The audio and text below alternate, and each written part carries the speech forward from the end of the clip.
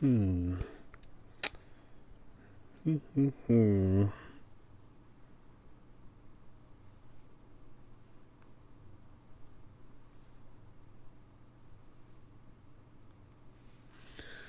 Am I working? Let's find out.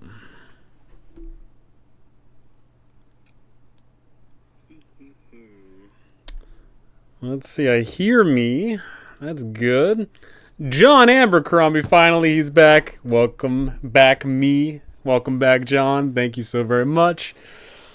Okay, man, it's been a real hot minute since I've gotten to sit down and do all this stuff. Yes, thank you, Lauren. Okay. Ooh wee. It was funny. I got a whole bunch of comments on my appearance and on that video I just put out today, and one of them was, "Whoa, check out that beard!" And I said, at first I hated beards, but it grew on me. but oh, I'm terrible. Alrighty. Okay. Got a lot of things to look at here. I got a little hair bun thing going on. I've got some I got some stuff going on with my appearance. I've evolved. Boo. Yes, it was very much so a very punny thing. Oh, goodness gracious. Alrighty.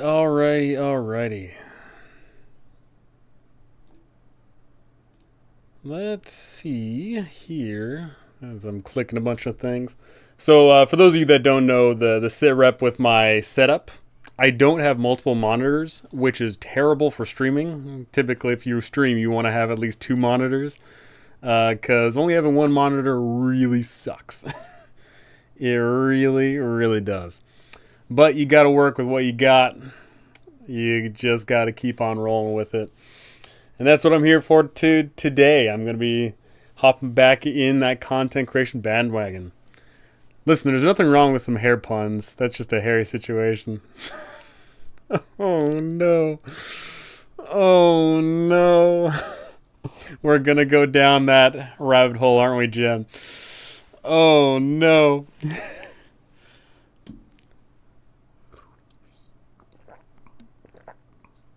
Ah.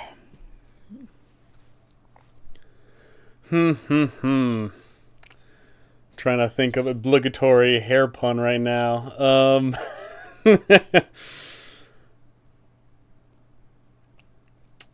Golly. I hang around so many, not hair appreciative people, i.e., baldies. I'm the master of bad puns. Oh man. Yeah, I'm trying to think. I don't hang around too many hair havers. Is what it is. Alrighty.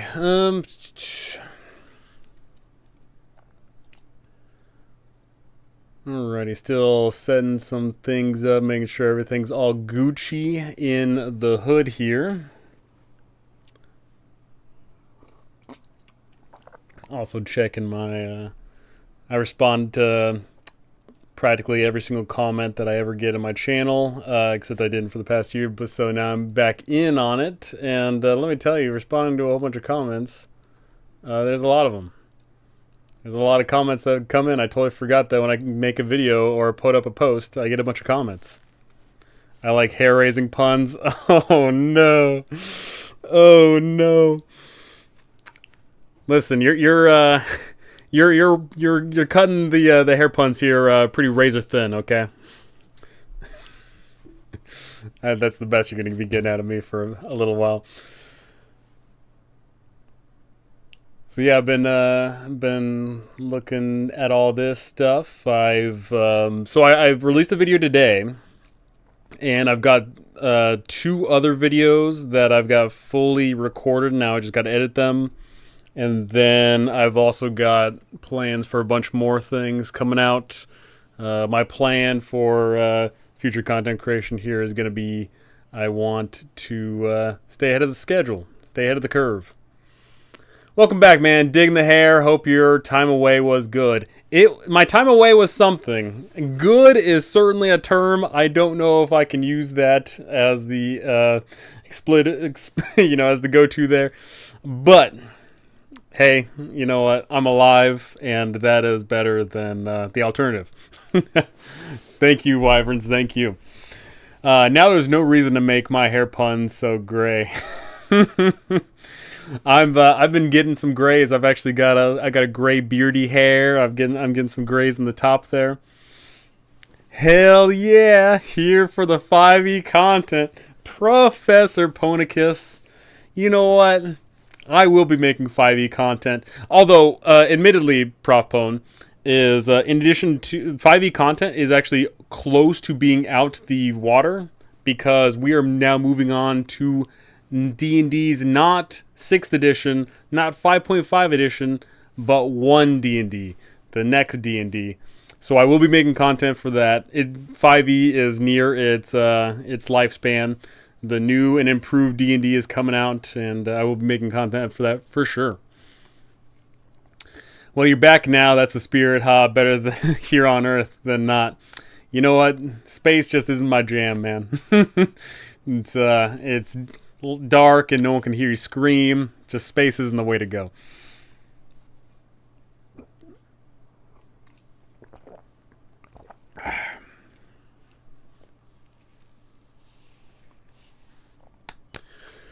Oh, doggy.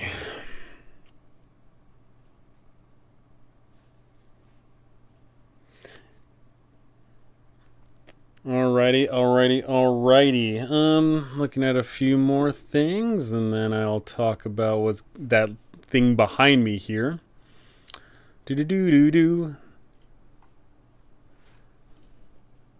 Responding to comments from my YouTube channel. Got a bunch of those flowing in.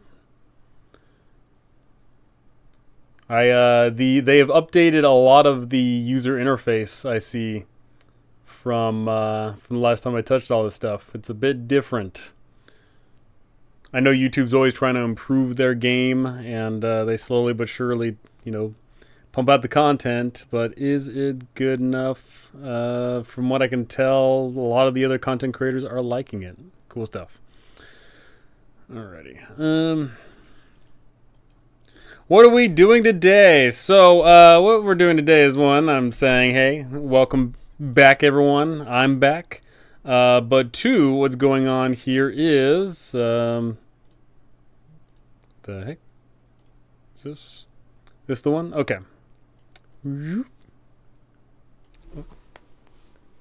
was sitting on some fuzzies. Did you see that? There's like a bunch of fuzzy stuff right there. So one thing I wanted to look at here is one of my YouTube contemporaries, Mr. Indestructiboy, is putting on something, and I am going to probably be participating in it.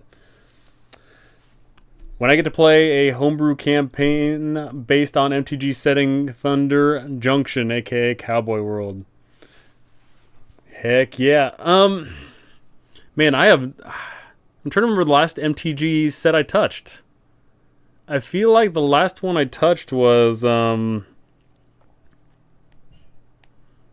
God, it's been a minute. I think the last MTG set I played around with was, what was the Vampire Wedding? Oh my God, what was the Vampire Wedding? God, it's been a while, obviously. It's been a while since I touched MTG. Unfortunate. Alrighty, so Indestructiboy is putting out a 5-room dungeon jam, so I want to check this out. He put a video out on it. I didn't watch the video yet. Maybe I should. Maybe that would help explain some things. But I think this is pretty clear cut and dry. Crimson Vow, yes, that was what it was. Got into MTG over the past year, so that's been great. My wallet hates me, though. That's the problem is if you're getting into Magic the Gathering, you're getting into Warhammer, you're getting into these just costly, prohibitive good old-fashioned hobbies. It sucks, but it's so good at the same time. Hey man, gotta say big thanks for your help with Wild Beyond the Witchlight campaign. C. Studio, no problem. Thank you so very much. Thank you. Yeah, I mean, all trading card games, all model games, all of them are just so costly prohibitive. Only MTG is Commander. You're wrong, Pone. I myself am a draft aficionado. I like me some good old draft where you open a pack, you take one down, you pass it around, and then you build your deck. I love that stuff. Love it. Alrighty, so let's take a look at what Mr. Indestructible is hawking here. Also, should I make this a little bit bigger? Yeah, I should. Alrighty, the objective is to create a dungeon using a 5-room dungeon design philosophy developed by John 4. Note that this is not specifically a 5-room dungeon, but 5 themes for the area within. Entry, you must fork over $10. You have to break the piggy bank in order to get your fees going. The jam is also closed to industry professionals. Have you ever won at any or worked on a TTRPG project that raised more than $50,000? If so, you can't enter. We're trying to discover some undiscovered talent here. So, fun fact, I have not won any awards, and I have not participated in anything that has garnered more than $50,000 in a single go. I did participate on something that earned $30,000 though. So I'm actually in the clear on that. And mind you, that wasn't me personally. I was working for another YouTuber, and their thing got to $30,000 on their Kickstarter. So I did not see the lion's share of that golden glory. There are Commander draft sets. Wrecked. I have not touched Commander at all, honestly. I know a lot of people love it. I know a lot of people, rant and rave about it. You obviously do, but I've never touched Commander ever. We just finished a Curse of Strahd campaign. That would have never happened not for you. Thank you from me as well. Thank you, Heaney. Or is it Henny? Like sipping on the Henny? Or is it like Heaney? You'll have to get back on me on that one. Something I want to discuss is, I need to discuss this out blatantly, but there is a reason why my videos on running the adventure modules get the views that they do. And it's clearly because Wizards of the Coast isn't doing something that would allow people to do that properly. So, I feel like Wizards of the Coast needs to do something here. Wow, NFA is here. I love your content. I'm running TOA right now. My party is in Omu. Ooh, trying to figure out what the Red Wizards are up to. Awesome stuff, Upper Plus. I love me some TOA. That is my most favorite adventure module ever of all time in all of human history. It is fantastic. I love it. No way. By the way, this is not No Fun Allowed. I heard someone in the Discord missed him too much and cloned him out of a very used sock. Hey, listen here. That sock was supposed to be, I don't even want to go there. Lorander, how's it going, Lorander? For those of you that don't know, Lorander is my #1 subscriber. He is literally the first human being that subscribed to me on this YouTube channel. And when you know, all these years later, my YouTube channel has garnered how many subscribers? Let me take a look. I have 15,500 subscribers. That is incredible. That is ridiculous. I never thought I would be that high up. That's crazy. We talked about Frostbane campaign back in the days, and I made some extra content. I ended up DMing for almost 3 years. We just closed session 100. Woohoo! Mamma mia. Plus Alcazar Candlekeep. That is an incredible journey of a 100-session campaign. Sipping on the Henny. I know what's up. Listen, I know what's up.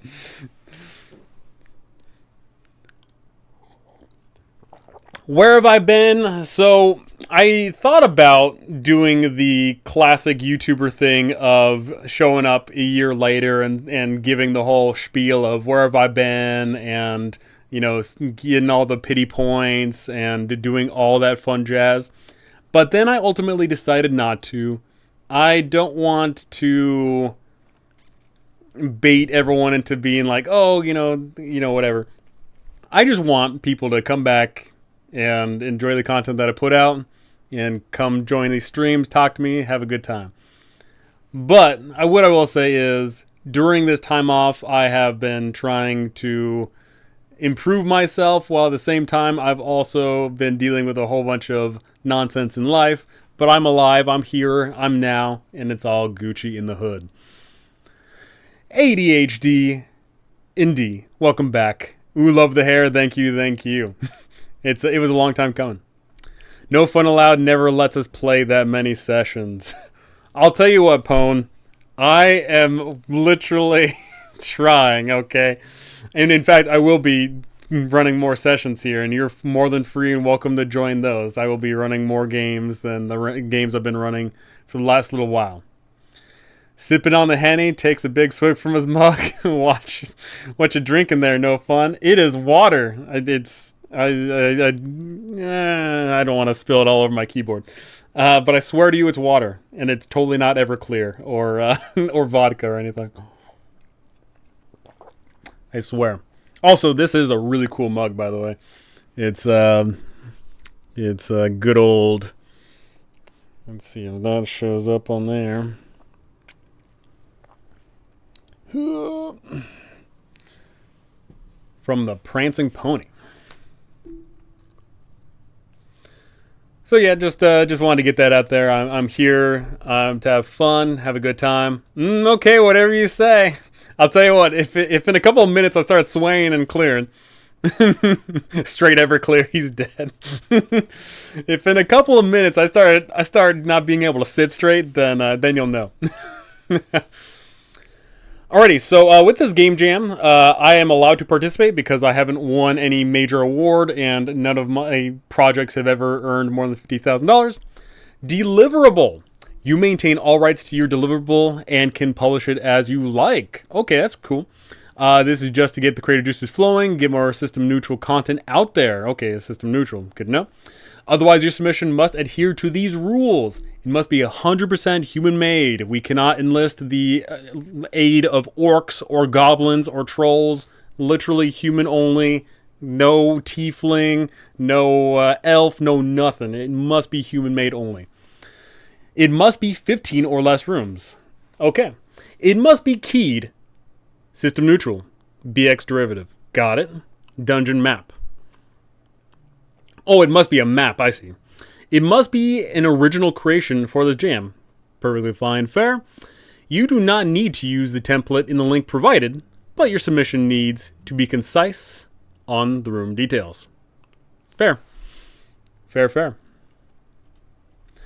Prancing Pony, love it, dude. LLTR is the best series ever made. And wouldn't you know, we're getting another season of everyone's favorite, good old-fashioned Lord of the Rings TV show, the one everyone loved. Lorander, I heard Boba is still searching for a GM for Frontier. I will be running another Frontier, by the way. I will be running the good old-fashioned West Marches game. Thanks for the shout-out, my man. Indestructiboy, I am planning to run the bejesus out of this little thing that you have set up. Ladies and gentlemen, we have Indestructiboy here, content creator who, unlike me, actually shows up to work and actually puts out content. And wouldn't you know, he's got this little game jam going on, and I will be participating. ChatGPT. Vulcan Lives was made by humans, so that should be fine. Rings of Power. That was the name of the show. Dang, I would get in on this contest, but humans only is rough. What about Hell Dwarves? No Hell Dwarfs.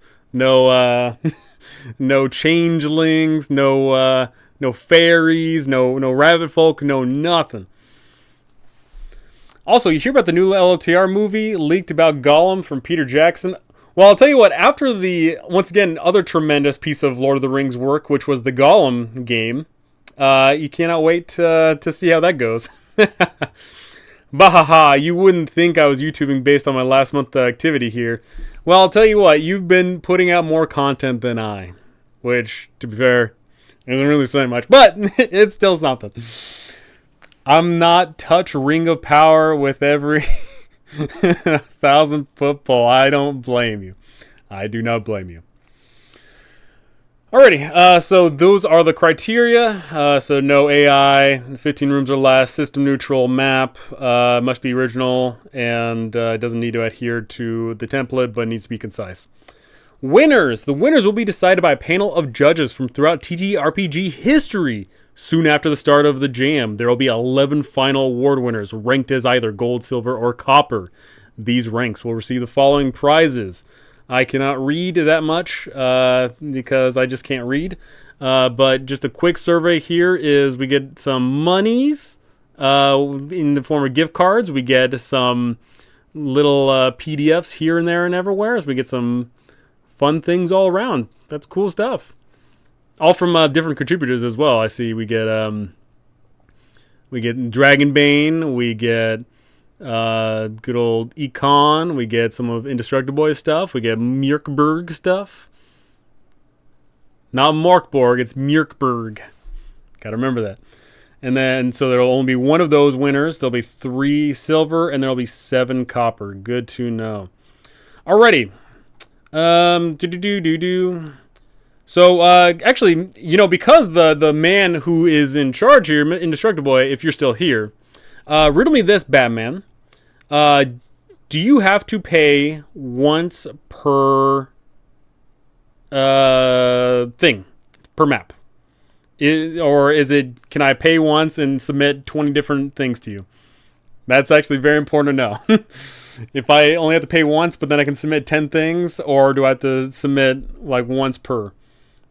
That is something I want to know. I don't know if I can see it in here, if that is what quantity means, or if that's just something based on this website. You natively always have quantity there. I don't know. I would love to hear if you have an answer, or if you're still here. Time to expose you for the monster you are. Tell us about your time in Baldur's Gate 3. My non-existent time? My non-existent time in Baldur's Gate 3? Yeah. Gold is getting mostly physical stuff. Free League shipped out stuff yesterday. Hell yeah, brother. Mjorkberg, Dark Castle in Swedish, or Dark Fortress, rather. It's one submission per entry fee. Got it. Got it. So I cannot be a scumbag and pay once and get 100 different submissions in. I've got to actually pay per one. Makes sense. Alrighty. So with that, I've already got some creative juices flowing here, but just to double up on this, I am going to be reading this good old-fashioned 5-room dungeon design philosophy here. And by read it, I mean I'm going to skim it, because once again, we can't read around here. He hasn't played! You monster!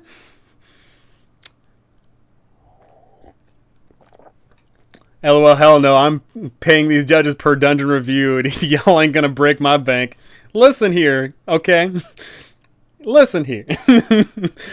I think that should be my impetus if I want to break your bank. I think that should be allowed. Alright, how about this, Indestructible? I can submit as many as I want, but I'm also a judge to alleviate the money load. How's that sound? I think that's a fair deal. I think that'll be a fair deal. I submit as much as I want, and I'm also a judge. That sounds fair. Alrighty, to do 5-room dungeon, simple format, because built-in story, yes, they're not just dungeons, perfect. We get wilderness, adventure, city, town, role-playing, adventure, science fiction, modern, etc., all game types, perfect stuff. I've already got some ideas cooking in the bank. Glad to see you're back. Your videos on TOA and Curse of Strahd helped me so much. Still running both campaigns, going strong. Heck yeah, Joshua. 2 amazing campaigns. I know Curse of Strahd is always like the go-to community's favoriteest, bestest 5e module, but I am still team TOA all the way, baby. Awesome stuff, awesome campaigns. Hope your campaigns are going good. Indestructible Boy, LOL. Oh yeah, totally legit. Yeah. Listen. If I'm one of the judges, and you don't have to pay me. Look, I just saved you a bunch of money. Boom. I fail to see the issue here. I fail to see the issue at all. Alrighty. I can move my little me around, I guess. Perfect. Alrighty, all systems, each room in 5-room dungeon template guides you stages. Let's work this out. Any location, short, quick, easy to polish, easy to move, flexible, easy to integrate. Let's go. So, here are the 5-room dungeon formats in detail. We have the entrance and guardian. There's no reason for your dungeon to be having plundered before or why the PCs are the heroes of the job. Guardian or challenge at the entrance is a good justification why the location remains intact. Also, Guardian sets up early action to capture player interest and energize a session. Room 1 challenge ideas. The entrance is trapped. The entrance is cleverly hidden. The entrance requires a special key, such as a ceremony, command word, or physical object. Guardian has deliberately placed to keep intruders out, a golem, a robot, etc., etc. Alrighty. Good to know. I'm actually going to pop out some notes here. For my writing here. I'm going to be writing something.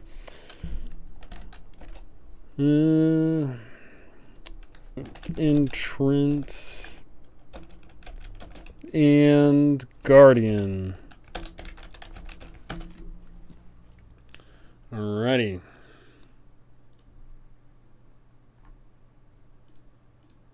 Man.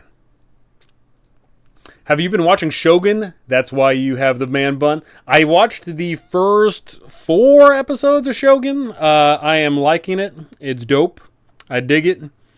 It's pretty much, what I want out of a political intrigue-ish show with factions and dynamic characters. I dig it. And also, very importantly, is I really respect that the show is willing to have people speaking in a language that is native instead of everyone just speaking English for whatever reason. I dig that a lot. I just feel like there's a lot of shows that have like this thing of like, oh, we're in this country, we're in this time, we're in this place, and they're all speaking English, and it's just like, why though? Like, so I totally dig that they're willing to all speak Japanese. Alrighty, moving on to number 2 here, room number 2. Puzzle or role-playing challenge. The PCs are victorious over the challenge of the first room and are now presented with a trial that cannot be solved with steel. This keeps problem solvers in your group happy and breaks the action up for a good pacing. Make room 2 a puzzle, skill-based, or role-playing encounter, if possible. Room 2 should shine the limelight on different PCs than Room 1. Change gameplay up and offer variety between the challenge at the entrance, at the challenge at the end. Note if Room 1 was this type of encounter, then feel free to make Room 2 combat-oriented. Room 2 should allow for multiple solutions to prevent the game from stalling. Good stuff.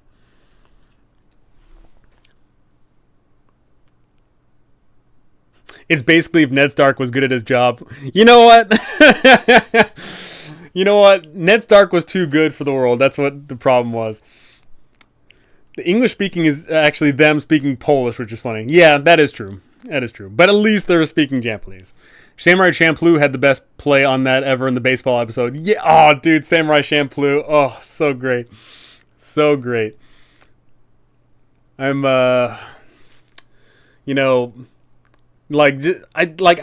Samurai Champloo not only just for like the individualistic nature of the whole like series, like each episode is just this, these beautiful self-contained adventures, but I love the whole fact that the major draw for those party members is they're all searching for the samurai that smells of sunflowers, which of course is nothing. And like in that's just like so telling of like those characters, and it's telling of that story and of that world. Like it's so thematically good. I love it.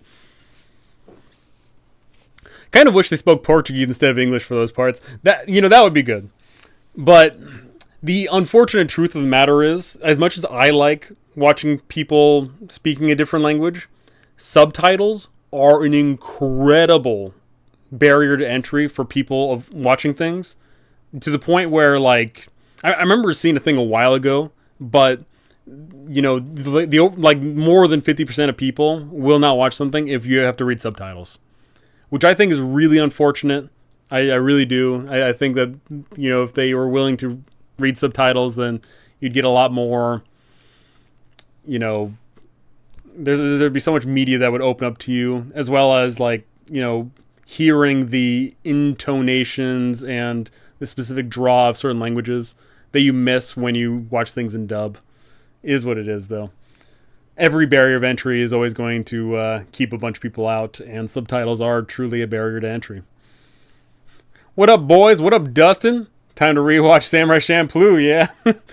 Samurai Champloo holds up. I rewatched it, like, I want to say, like, 2 years ago, and it holds up real good. Alrighty, so room number 2 here is puzzle. Puzzle / role play challenge. Alrighty. Now moving on to number 3. Room 3, trick or setback. The purpose of this room is to build tension. Do this using trick, trap, or setback. For example, after defeating a tough monster, a player think that they've finally found the treasure and achieved their goal. They learn that they've been tricked and the room is actually a false crypt. Depending on your game system, use this room to cater to any player or character types. Now I get served for the first 2.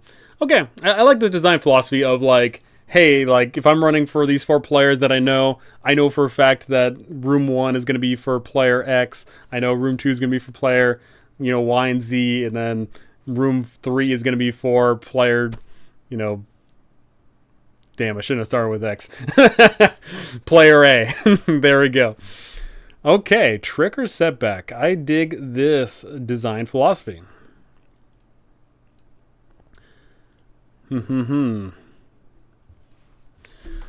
Trick / setback. And just looking at some more of these, we got fun things like collapse structure. PCs find the artifact required to defeat the villain, but the artifact is broken.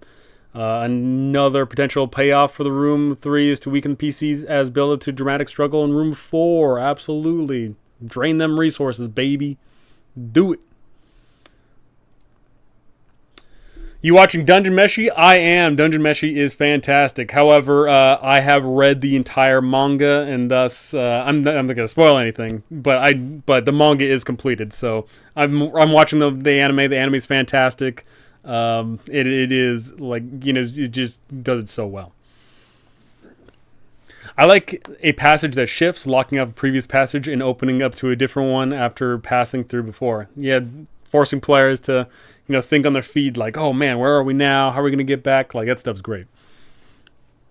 I'm also working on stuff in the background, so if you have questions, feel free to let me know. Alrighty, Indestructiboy, what is your thoughts and philosophies on life, liberty, and the pursuit of happiness? When can I be a judge for this competition so I don't have to pay any more money than I'm already going to be paying? And how was your day today? Welcome back, Tabletop Bob, another excellent tabletop role-playing content creator. I was totally like, I gotta get the brain whirring here back again. Tabletop Bob, how's it going? How are you doing on this fine and fair day?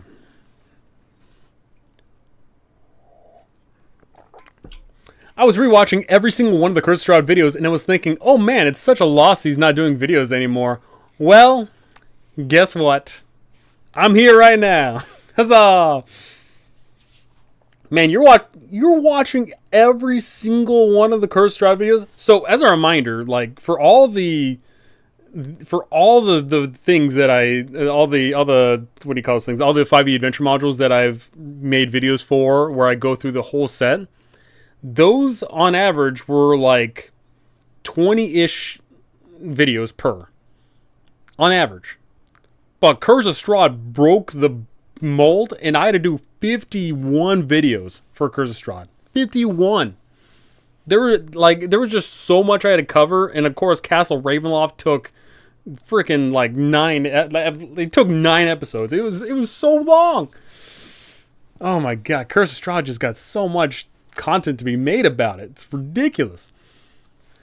Live and Let Live, fantastic. Getting the Vagabond quick start out. Heck yeah, Indestructible. Indestructible is living my dream right now, pumping out their own. Man, maybe there is some Everclear stuck in this mug because I am losing it. You are pumping out your own tabletop role-playing system. That's where I was going with that. And I myself have plans to pump out my own tabletop role-playing game system, but that's going to take a little while because I've got some things to catch up on and to work on, but I will be pumping that out at some point. Looking forward to that. My goat is back. Popstar 1. Let's go. Thank you so very much. Thank you. Saw your vid. Was hoping this meant you were back. I am back. You'll be back. Soon you'll see. For real, the Strahd videos were so helpful, my man. No problem. No problem at all. And I gotta know where the heck your name comes from. Civilian victim of Havana syndrome. I feel like that's just a little, just a little out there for a YouTube, name. Tabletop Bob, I'm actually running Curse of Strahd live play on my channel. It is a flagship game at the moment. Your videos are always helpful. That's why I made them. Because clearly, Wizards of the Coast is missing out on a market. My videos get X number of views. I think like the Curse of Strahd videos on average have like 10K-ish views. So that means there's 10,000 DMs out there that, want a little bit of something that Wizards of the Coast isn't providing. So I'm happy that I can step in, but that also, it makes me sad because it feels like there's a failing on Wizards of the Coast side there. But yet our Curse of Strahd campaign was like 10 sessions. Yes, it was, Pone. Yes, it was. I sped ran that stuff. But to be fair, you guys also... When I ran it for you, Pone, it was really weird because there were times where like you guys didn't want to explore outside of like the track, as it were. And mind you, I could have emphasized more out there, but even still, like, I just felt like you guys really wanted to go in a certain direction, a certain way, and you guys did it quick. What I do is I print and laminate maps, and while laminate maps, I listen to them today alone. I listened to Wizard of Wine, Yesterhill, and Abby. Awesome stuff. Haha, yep, just got the print quotes in today and the crowdfunding plan for July. Hell yeah, brother. Hell yeah. Let's go.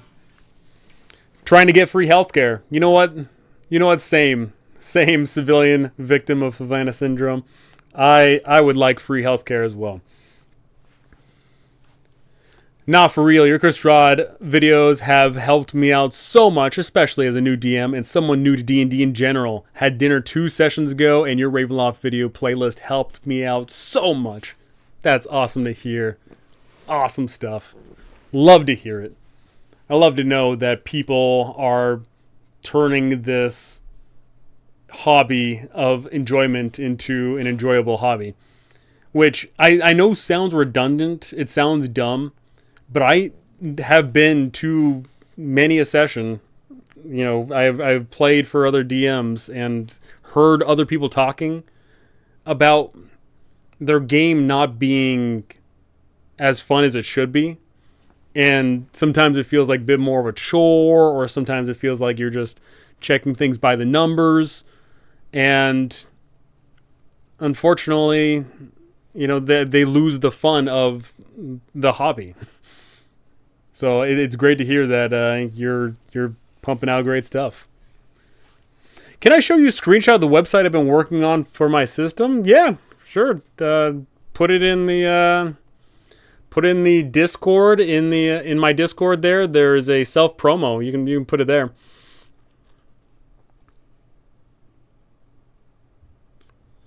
Alrighty, moving on to number 4 here. Climax, big battle, or conflict. Oh, number 4 is the climax. What the heck is number 5 going to be? This room is the big show. It's the final combat or conflict encounter of the dungeon. Use all the tactics you can summon to make this encounter memorable and entertaining. As always, generate interesting terrain that will impact the battle. Start or end with roleplay. Maybe the bad guy needs to stall for time, or wait for help to arrive, or to stir himself into a rage.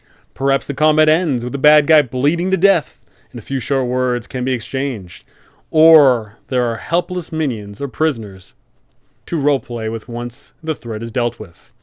Give the bad guy unexpected powers, abilities, or equipment. The bad guy tries to settle things in an unusual way, such as through a wager or a duel. The bad guy reveals the big reward. Awesome stuff. Alrighty. Climax. Good stuff. Climax. Big battle / conflict. Alrighty. That is number 4. I was lost on Ravenloft room layout until listened many times to your videos. They helped me see the whole picture and what to expect everywhere. Joshua, the funny thing is the whole reason why Castle Ravenloft was designed the way it was designed is purposely for people to get lost. Without going into any spoilers for anybody who's not played Curse of Strahd, everyone knows at this point Curse of Strahd's got a big old castle. Everyone knows it.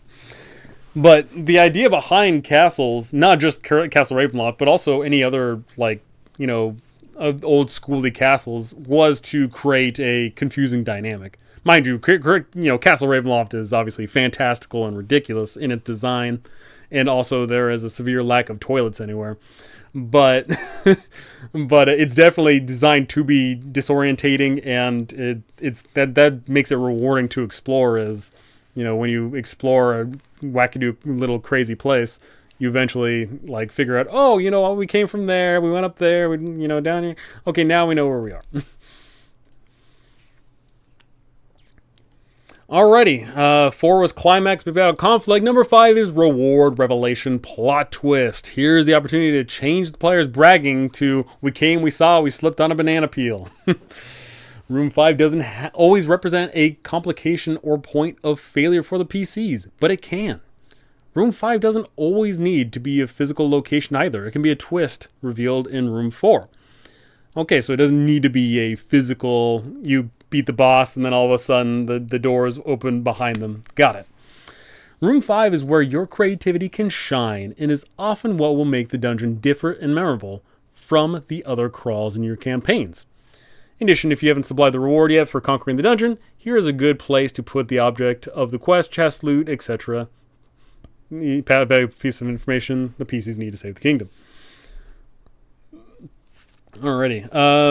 Perhaps the location of the next 5-room dungeon is uncovered. Yeah. Right off some ideas here. Another guardian awaits. That's a twist. We beat the big bad. Oh, it turns out there's another big bad. Oh, no. Rival enters and tries to steal the reward. Rivals are always great. The quest was a trick. By killing the dungeon's bad guy, the PCs have helped the campaign villain or the rival. You're the bad guy. You screwed up. The bad guy turns out to be the PC's father. No, I am your father. The true gruesome meaning behind a national holiday is discovered. Hey, you guys like Thanksgiving? Let me tell you something. I love that idea. I'm gonna have to probably write that down here. But that's fantastic. Okay.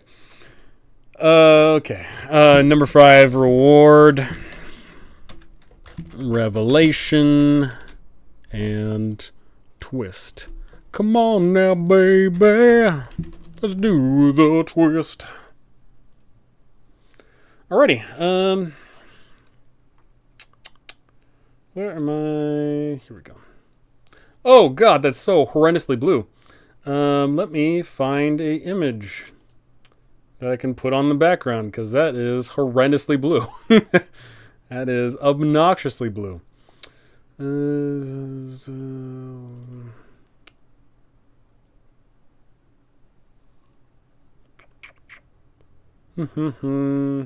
What am I feeling today? What am I feeling? I scroll through a whole bunch of different art here. Nothing strikes me out there. Maybe something in here.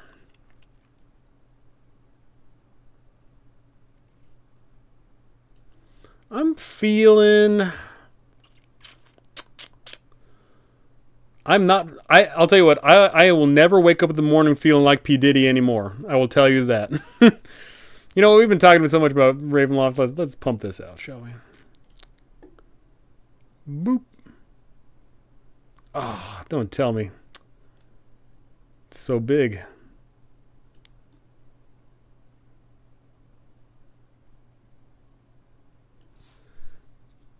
Alrighty, just imagine that some graffiti artist went up to Barovia and then they spray painted blue all over the place. Just imagine that. Alrighty.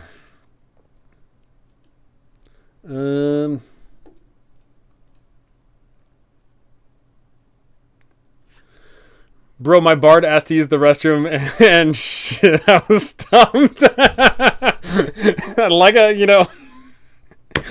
Castle Ravenloft may have had a design flaw or two in it. Castle Ravenloft was anxiety-inducing in prep time, but I think my players have a good time in the end. Heck yeah. Ended up changing the closet to the guest house. Guest room, yeah. Sure, you beat the first big bad, but what about the second big bad? You don't like Human Sacrifice Day? Woke. FYI, there's links on the Spotify page for the jam for some resources you to use. Let me take a look at that. Let me take a look. Resources to use.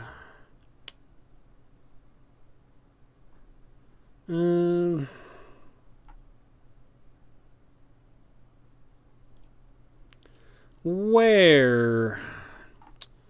Did you do? 5-room done. So that's the 5-room one. Did you do? You can publish it as you like. Oh, that's not a link. System neutral.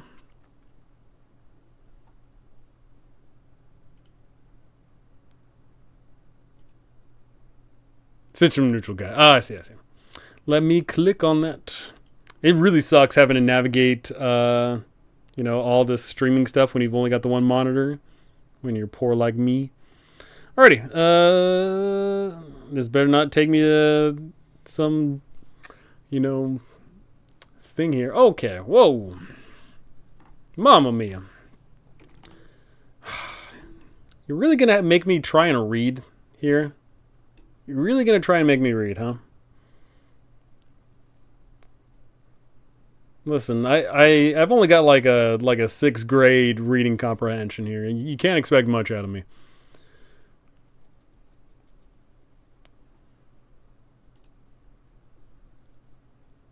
God, I hope it takes you to the Google Doc. Well, surprise, surprise. Alrighty, whole bunch of I recommend checking out all their work. Yeah. Gardens of Yin and the Stygian Library, great stuff. I have not touched Bastards. Black Hack, very famous. Into the Weird and Wild, fantastic. Principia Apocrypha, I have not touched that. Mirkburg and Into the Odd. And, of course, Necrotic Gnome stuff, I love. Okay. Sweet Jesus, he's alive. Ian, I am. Ian, hey. Hey, howdy, hey, I'm alive. Some way, somehow, just barely I'm alive.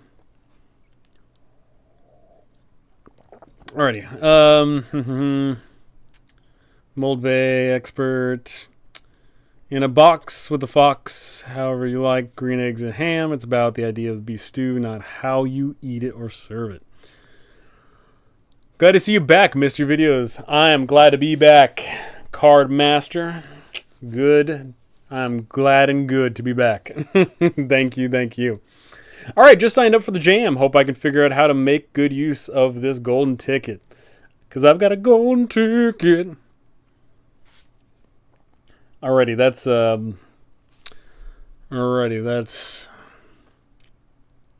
man. I've got like the problem with me is I've got like 50 different ideas swimming through my head, and once I read through this, I'm gonna like rattle a whole bunch off in this Word document, and then I'll start to write something here.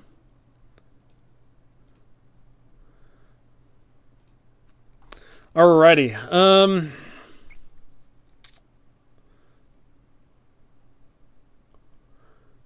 philosophy behind these kinds of adventures is such a beautiful one. Give people a story to tell, but don't dictate how they tell it. This hobby is one of shared creativity, and this type of product feels like having the reins let loose after years of fairly strict, complex continuity adventures typical to 5e. True! What game system is this? This is system neutral. This will be made system neutral.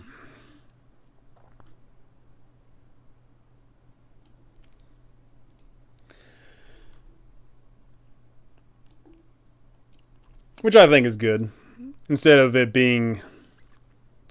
It's funny, like, when you write things for, like, any fantasy role-playing game, you can, with X amount of effort, convert it to any other thing. You know, like, you can convert things from 5e to old school, you know, original D&D. You can do it. Obviously, some things get lost in the mix there, but having system neutral, like, allows everyone to get a product and then move it to where they desire versus having to reach your hand out one way and then stretch it to the next. So system neutral just allows for that very seamless way to make the thing you want to make.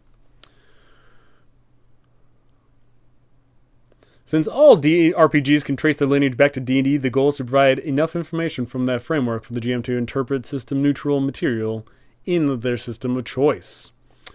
Okay, stat blocks. This is the big one here. Yeah, the intent here is to give enough meat to bite on without forcing a certain system to tell the story. Which, it's funny. When you look at any sort of, like, any of the commonly well-known epic adventures that came out for D&D, and not just necessarily D&D, but also, like, Pathfinder and all the like, you can sit there and be like, okay, what made this a D&D adventure? You know, when you look at, like, let's say a TV show, like a Star Wars TV show, what made that a Star Wars TV show? Oh, it had lightsabers, and they used the Force, and there was a tyrannical empire, and da-da-da. Okay, that's what made that Star Wars. But when you look at, like, some of the most famous, epicest adventures that came out for D&D, like Curse of Strahd or Keep on the Borderlands, what made those D&D? Honestly, like, did anything make them really D&D? I mean, in my eyes, I don't really think so, right? So, like, it's great when you can have an adventure tell a story without, like, how your players roll to swing their sword affecting the story, right? I think that's just the go-to. Alrighty, stat blocks intended as follows. Hit dice. This tends to be 4 hit dice per HD shown, or hit points per HP shown. So if something's got 20 HP, it's got an HD of 5. Pretty simple. All throughout D&D's history, monsters have a hit die of a D8 on average. Well, mostly it was the dungeons and the dragons. That's the funny part. Like, for example, being Curse of Strahd, spoiler alert, not too many dungeons, not too many dragons, right? Well, dungeons in the, aforementioned literal sense, I guess. But not too many dragons floating around Barovia. Surprisingly. Especially with the amount of BX derivative systems, you can do any of that old stuff in Murk, Shadow Dark, Cairn, Knave, whatever. Yeah, which is great. And that it's crazy how, talking about Keep on the Borderlands. Keep on the Borderlands is one of the most well-known, I don't know if it's most well-known anymore, but it's one of the most well-used adventures of all time because it came out so many ages ago, and there are systems coming out today that still utilize Keep on the Borderlands. And people, in fact, are making their own unique riffs on Keep on the Borderlands. Like, I just saw, two recently, which was Attack on the Borderlands, and then there was also Return to Keep on the Borderlands. So there's, it's awesome that we have this longevity with these adventures, and they can stand the test of time. That's great. All right, size. This isn't usual to most BX derivatives, as it seems to be left up to discrimination. Yeah, you don't need to tell me that the owlbear is a category of X size. You tell me that there's a bear, I'm going to say, oh yeah, the bear is, X feet long. It's X feet tall. You don't need to have the size per se. AC. AC is the tricky one. How armor class is conveyed seems to vary, but the most neutral wording in use so far is as blank. Term, none. 5e example, 10 plus dex. Studded leather, 12 plus dex. Hide, 12 plus dex. Scale, chain, plate, etc., etc. Indestructible Boy, I agree. Haha, yeah, you ought to check out the Bastardized Classic series for Bastards. They just taking all those D&D classics and make them super lightweight. That's good. I need to check that out. That's good to hear. Because the unfortunate part is, going I'm running some old school stuff and looking through for example, Keep on the Borderlands. The text sucks. They wrote really, really small font and it's triple column. It kind of sucks to read sometimes. Tiamat can invade Barovia. That would be the perfect way to continue our campaign. That would be pretty dope. I gave an example of Bastards maps in this guide. Okay. Morale. Oh, I see morale. Oh, I see how it is. So armor class is special. It gets a little tag here. Size is special hit dice. But morale's not good enough. Morale's not good enough to get its own little header there. I see how it is. No respect for the morale, I see. Morale is seeing somewhat of a resurgence in popularity. I love morale. I think morale is a much better system than arbitrating, they run away or they fight to the death or whatever. Morale is a number between 2 to 12. If you have a low number, you run away. If you have a high number, then you stand proud. You roll 2d6. And that's that. End of story. I love it. Move. The most neutral way of wording you can use is standard, and some variants of it are half standard, standard, and double standard. Fair. Hey now. Look at that. I got you working. I got you working. Look at me. Look at that. See, Indestructible Boy, I should be a judge just for that. I'm keeping you on your toes. I'm making you work real good here. Alrighty, attack. Attacks are listed, classics, number of attacks, 1 through 4, 1 through 4, 2 through 12, classic stuff. Old school essentials uses blank X, as weapon, claw, the classic usual stuff. Attack combos back in BX, some monsters. Gosh darn, I can't read with all the thing jumping around. Alrighty, that applied multiple confirmed hits. This had the benefit of removing another roll for interaction, but 5e opted to not go this route. So for attack combos, what this specifically is opting is the classic being the owlbear. So the owlbear has 2 claw attacks. If both of those claw attacks hit someone, then they get a special automatic free damage of, if the owlbear's 2 claw attacks hit, then the owlbear does an additional 2d8 damage, which is really damning.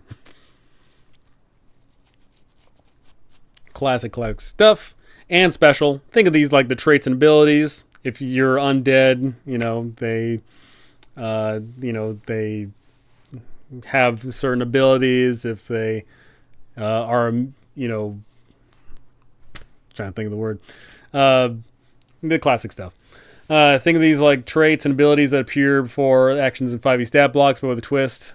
Some attacks will reference additional things like bite that does 1d8 and poison, and the poison effect will list here. So it'll say, like a lot of things will inflict poison when they bite you or hit you or whatever, but poison is not unique in old school.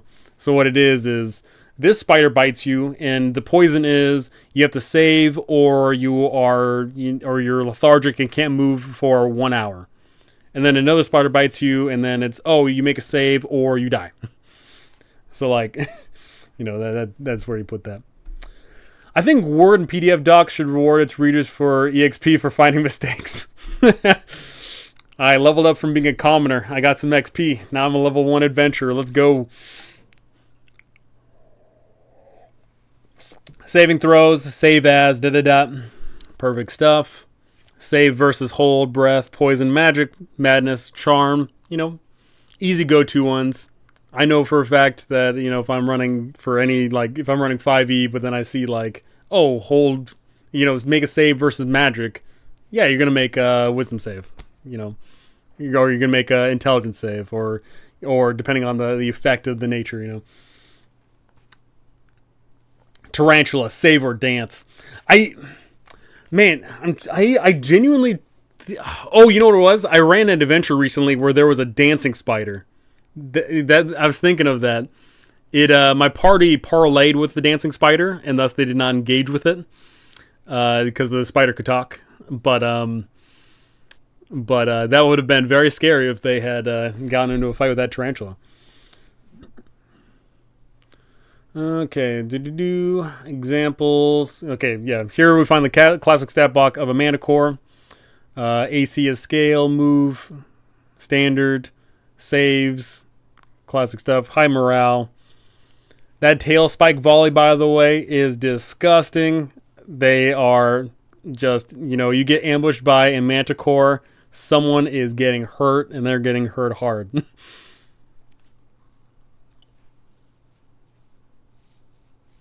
Oh, yeah, I literally was mentioning the owlbear, and wouldn't you know, you have the stat block here, the classic 2 claw attacks. If both hit, then you deal an additional 2d8 damage. Great stuff. That is so funny that I say that out loud, and then you got that in there. Totally not pre-read. I swear. And Rust Monsters doing the classic destroying items, and sad part is, in old school, magic items are not indestructible. They have a very decent chance of dying or being destroyed. Very great stuff. Alrighty. Dungeons. Read aloud. Avoid read aloud text. Fair. We are. You just didn't see that quick edit.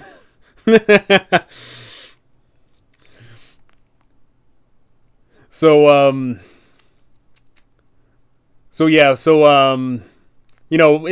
you open up a 5e adventure and you're going in the dungeon, when your players go to the next room, you are sitting there reading for 15 to 20 seconds, as you walk through the room, your eyes illuminate as this thing comes into view. You feel a sense of proudness as it goes on like that. And obviously for this game jam, we don't have time to bother with all that nonsense. Right, we just don't. Trust GMs to interpret your elements. You put in a room, okay, it's a dark room, and there's sconces on the wall, and they have green fire. You can dress that up however you want. Are you going to sit there and say, as you enter the room, the emerald flames flash across the wall? Or are you going to say, okay, as you enter the dark room, there's sconces on the wall, and, they're emanating out a green flame. Let the DMs decide how much they want to dress this up, right? Let's see. Skill checks. Ideally, your dungeon should not have scripted skill checks. Good, because if you have to go into this temple, and the only way you can get past this temple is if you pass this DC 15 religion check. You know, your players roll, they all fail. It's like, oof, about that.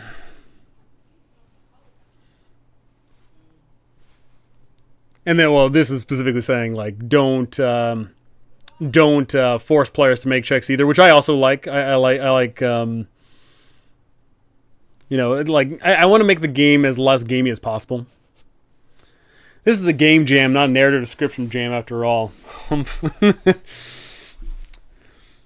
Maps Dungeon Scrawl is an easy means of making your maps. Also consider providing a mini-map for each area. Alternatively, you can go the route that Micah Anderson employed on Bastards and go for a point crawl chart as shown below.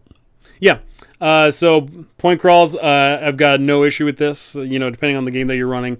I think just literally having a square and knowing, okay, they're in room 13. Does room 13 connect to room 17 and 19? Like, you don't need to have a ridiculous mega dungeon, you know, mapped out to absolute perfection. No, you can just simply have some squares. That's the end of story. I'm more of a jelly guy myself. All right, next up, screw this whole game jam nonsense. We're going to be running a game jelly stuff here. Area number and name. Give a short summary of important elements that are included in the key. Use bold to clue the game master in that impacts the scene. That is keyed with a symbol below. Vision terrain. Always list unless unlit without major movement impediments. Hazard traps. Magic effect. Encounters. Items. Passage. Secret. If you want to use different symbols from those shown, such as change an arrow description, do so through the Insert Special Characters menu, place tab, the symbol, then tab to keep the key aligned. Okay.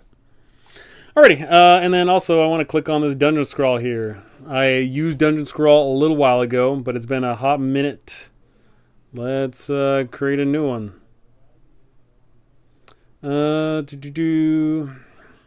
What happens if I just drag and go? Okay, perfect. Perfect. It's got the hatchy marquees that are ever so present in... Oh, there we go. Create a little thing there. Thing there. Alrighty. So does Control Z work on this? Let's find out.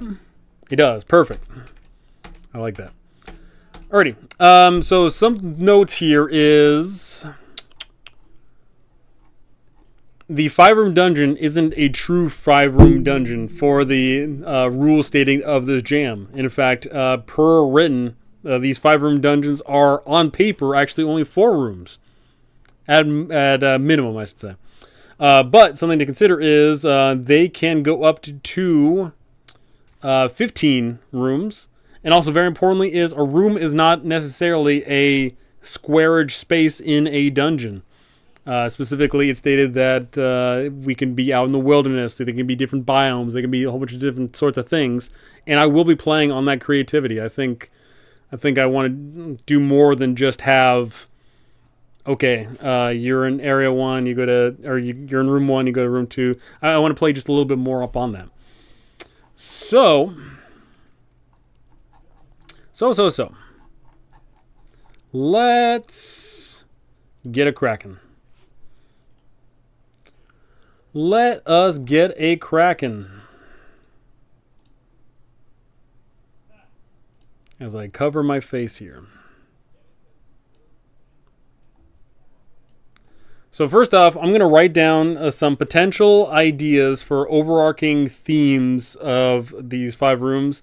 And then I'm going to narrow in on the one I want to write the most. And if I so desire, maybe I will write more and submit multiple times.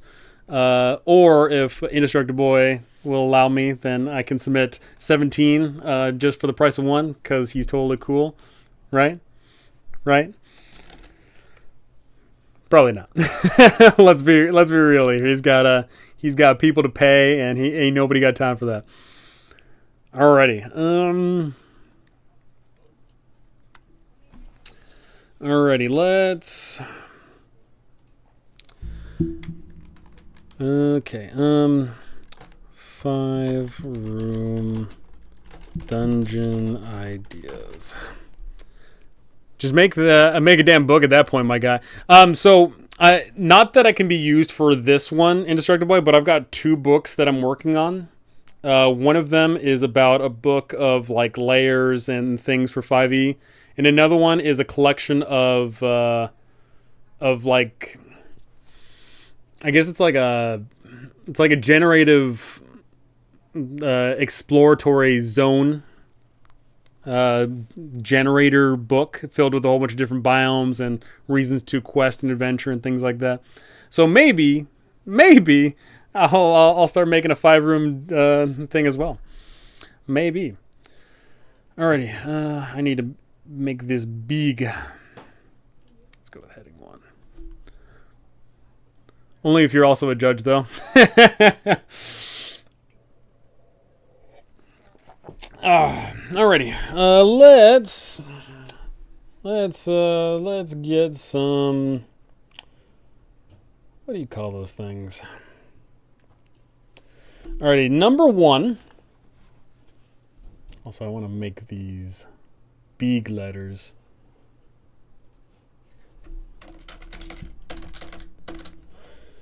Number 1 is a chocolate factory.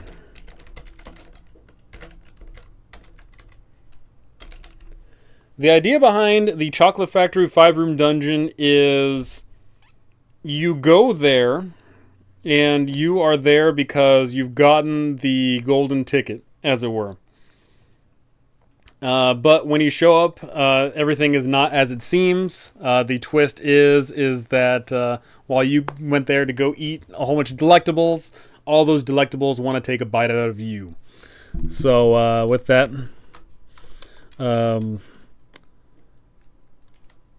party invited to factory. They are locked in and now are the snacks. So there's a lot of ways I can go about that. There's a lot of fun things that can be going in there.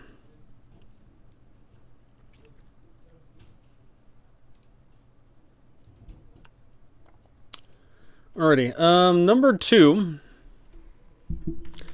is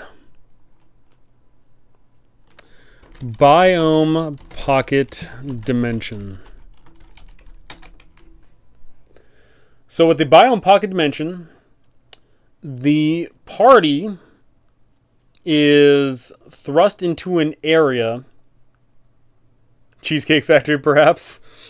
Delightful. Delectable. So with the Biome Pocket Dimension, the idea behind this is the group steps into a world where each of the rooms is a different biome. So there's desert, there's Arctic, grassland, forest, things like that. And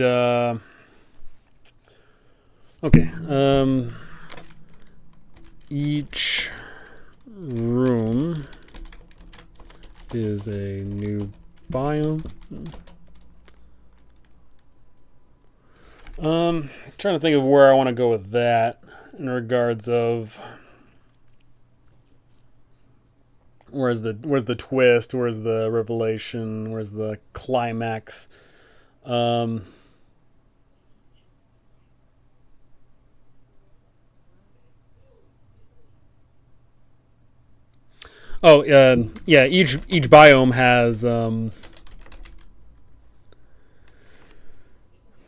Each biome has a small piece of the puzzle.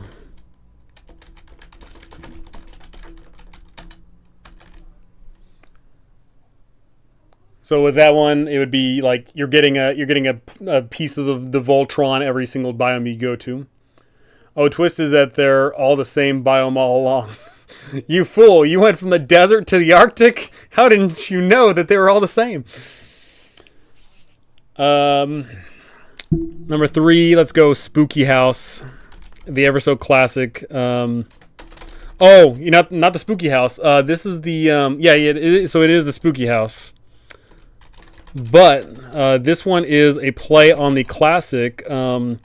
You must stay for the evening to inherit the house.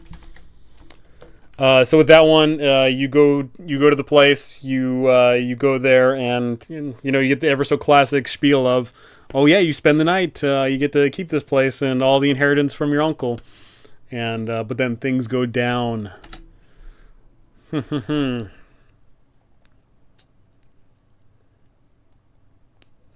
Another 5-room dungeon design. Derelict.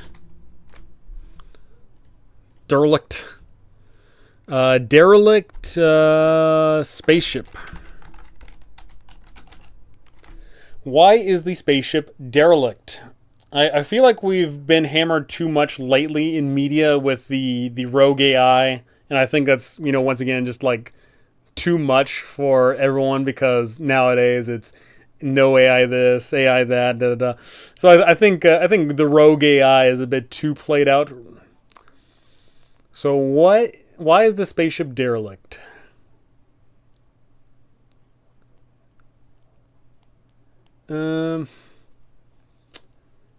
Let's go with like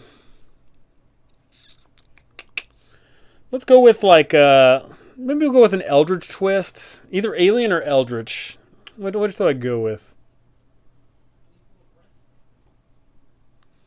Everyone replaying Fallout is also drumming up a lot of futuristic fantasy hybrid creations. I absolutely, there's no way they aren't, right? Like, Fallout knocked it out of the park, because that, it is baffling how rarely we get good video game to live action adaptations that are good. But man, Fallout was good. And also, one thing I really love about that show is they made that power armor look real. Golly, that power armor was so good. So good. Yeah, we're going to go with the Eldritch. There is an Eldritch artifact on board. Party may accidentally take it on their ship. Man, I am so great with the typing right now. What is going on?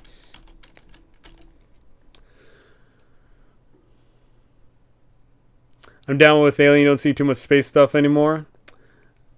It's funny because we just, like, not too long ago we had Spelljammer, but I don't think Spelljammer made big waves in the D&D community.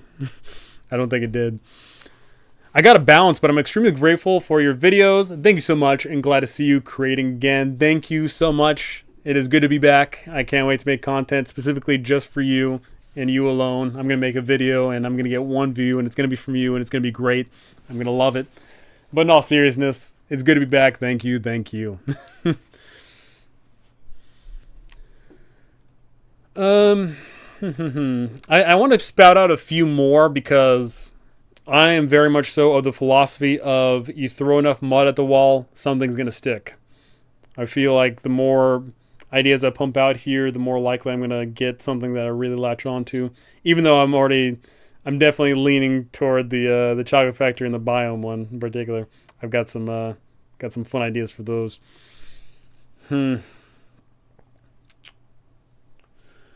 Let's see here.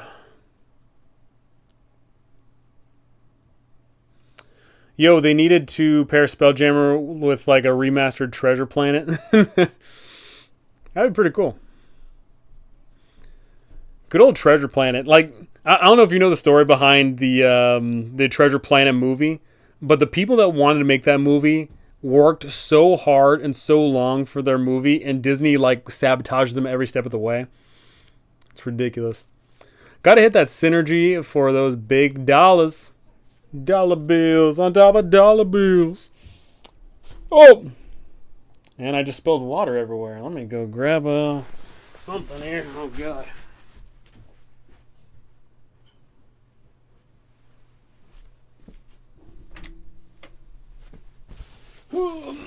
I gotta bounce, but thanks for throwing the shout out, man. Looking forward to checking out what you do. Yeah, well, I mean, unfortunately, Indestructible Boy, I'm going to submit 17 different things, so you're going to be stuck reading my ideas the whole time. So, better get used to it. But no problem. Thank you, thank you, thank you for putting this on.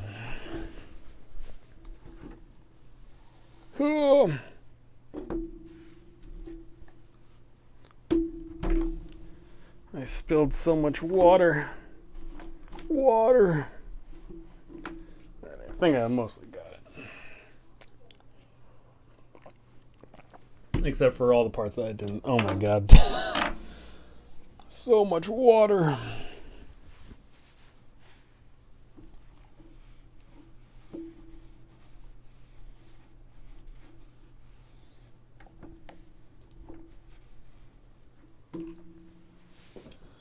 Okay.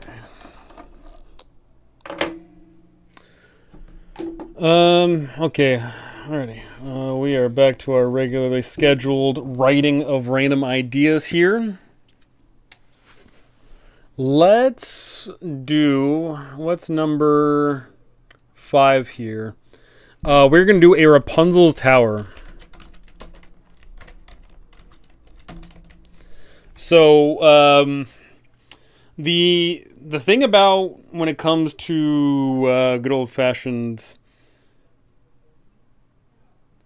what do you call those things? Good old-fashioned dungeons is the idea of dungeons is you're either progressively going in a direction, like you're either going like, you know, on forward on a level plane, or you're diving down.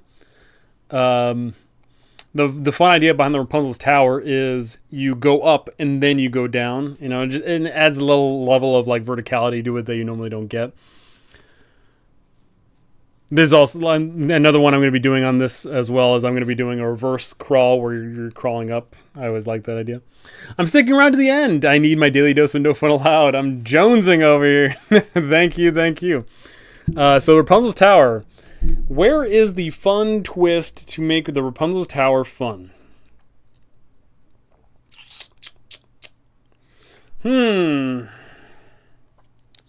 What do we do to make the Rapunzel's Tower a unique one?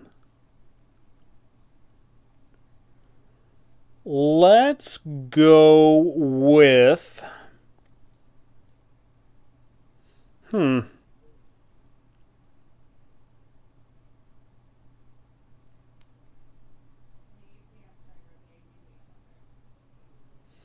Man, what do I do with the Rapunzel's Tower? I'm trying to think of like how do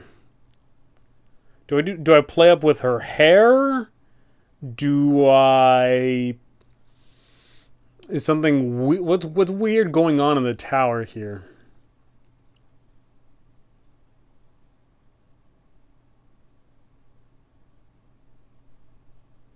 It's a trail of spaghetti. It's a trail of spaghetti. You're climbing up. You're getting marinara sauce all over you. It's just a horrible, messy situation. I might go with the route of...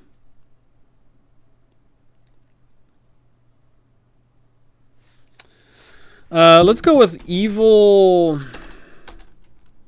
stepmom is actually using the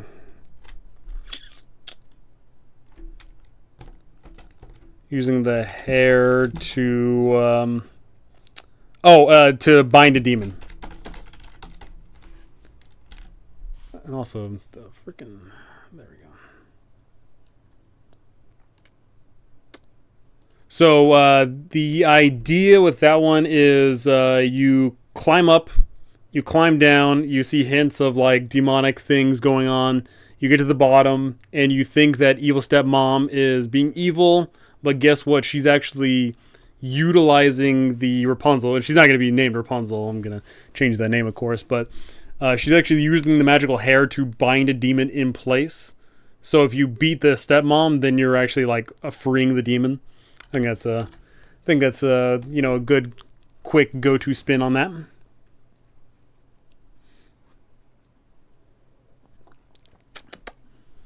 Flying Spaghetti Monster, not even a class. The Flying Spaghetti Monster, it's a god.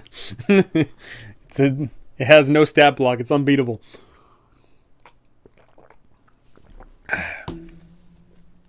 All right, I want to get to 10. I want to get to writing, or not writing necessarily the full 10, but I'm definitely going to have 10 before I lock in on where I'm going to be writing. Sean, welcome back, man. Good to be back, Sean. Good to be back. Right now, I'm working on a game jam. I'm going to be participating in a little event to try and earn some swag and renown and power. Unlimited power. Okay, so far for this little game jam of 5-room dungeon ideas, I'm just writing down the basics of my ideas so far. So far, I've got Chocolate Factory. You go inside. You're the one being eaten.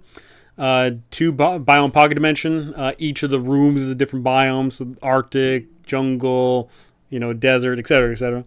3, the spooky house. You go to the spooky house when your great uncle dies. You get to inherit it if you stay for the night. So you explore around the place at night. 4, the derelict ship. It is got an eldritch thing going on. Number 5, Rapunzel's tower. You go in, and turns out the evil stepmom isn't as evil as she appears.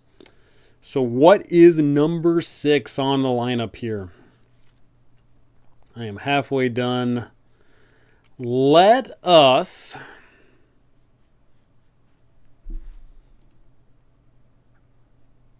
What are some other ideas? I feel like I had like some things, and now, but the problem is whenever you start streaming, you immediately like your brain cells go down and count.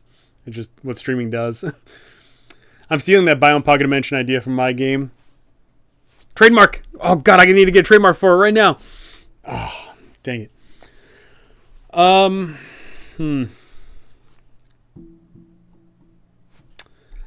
Let's see here.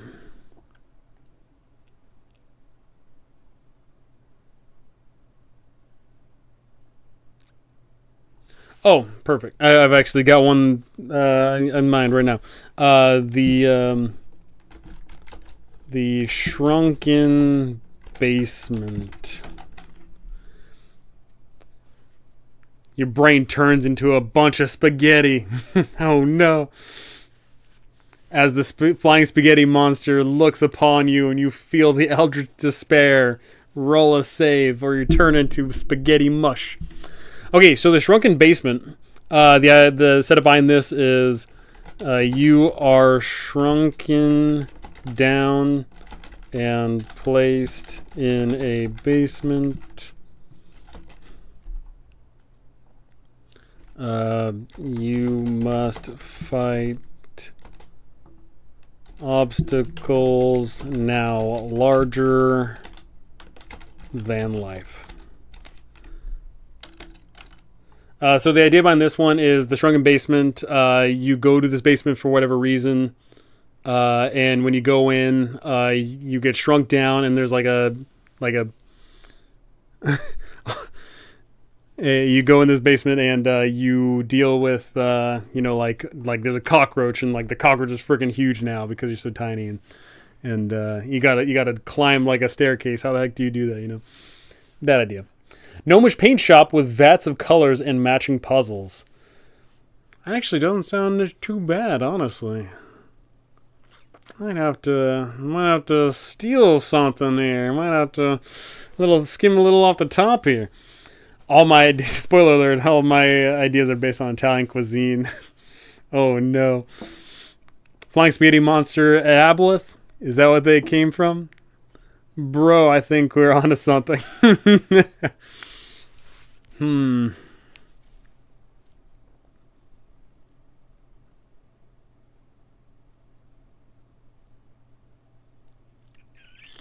Alrighty, 4 more here. 7, 8, 9, 10. We got 4 more. Chocolate Factory, Biome, Spooky House, Derelict Spaceship, Rapunzel's Tower, Shrunken Basement. Welcome back. I loved your Icewind Dale DM guides. I look forward to more content. You will get more content, Steve. You will. You got a video today. You got a whole video. In fact, speaking of that, I'm curious how I did. It's been over 12 hours since I posted that video, and it looked like it performed pretty solidly for my channel, which isn't saying much, but my channel is little. I'm a little baby channel.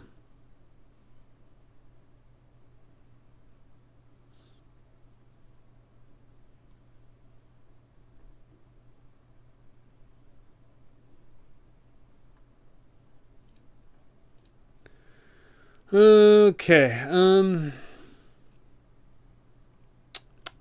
let's go with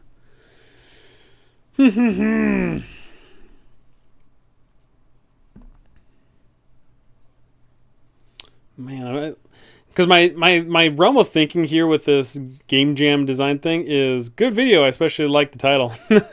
I'm tired. I'm tired of this, Grandpa. My thought philosophy on this is like I don't want to do just the like you go into a dungeon and you got to get the sword at the end. Like I feel like we can push it a little bit more. You know, I feel like we can be a little bit more creative than just the whole. You know, you go into this place to, you know, kill the bad guy thing. Need to be a bit more creative with this.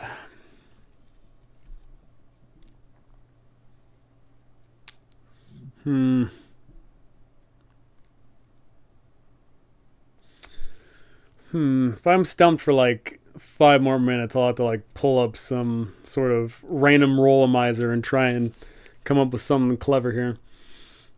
How about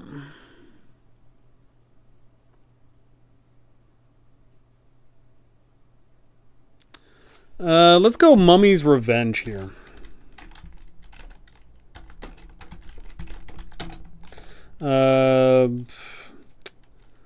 Group stuck in pyramid, and the pyramid has time teleporters. So the idea behind this is your group goes into this pyramid, and all around the place there's these teleporters, and that's the only way you can move around through that's one of the ways you can move around through this pyramid. But what it does is when you go through these pyramids or through these teleporters, you shift in time. So depending on the timeline that you're in, there'll be different things in each of the rooms, and you have to grab things from different times to eventually meet up and get and deal with the mummy. Boom. A hag storage room with a key hidden in a lot of charms, trinkets, baubles, whatever. Several items are cursed, or however several items are cursed. Ooh. I'm going to be stealing some of your stuff, Sean. Just you wait. Ancient aliens. Aliens. I could be the meme. I could be the meme guy.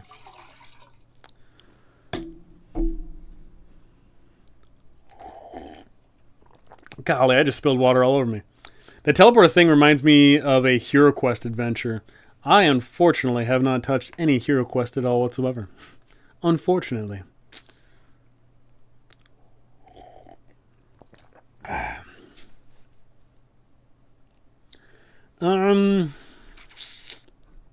on, three more general ideas, and then I'll start planning out the good stuff.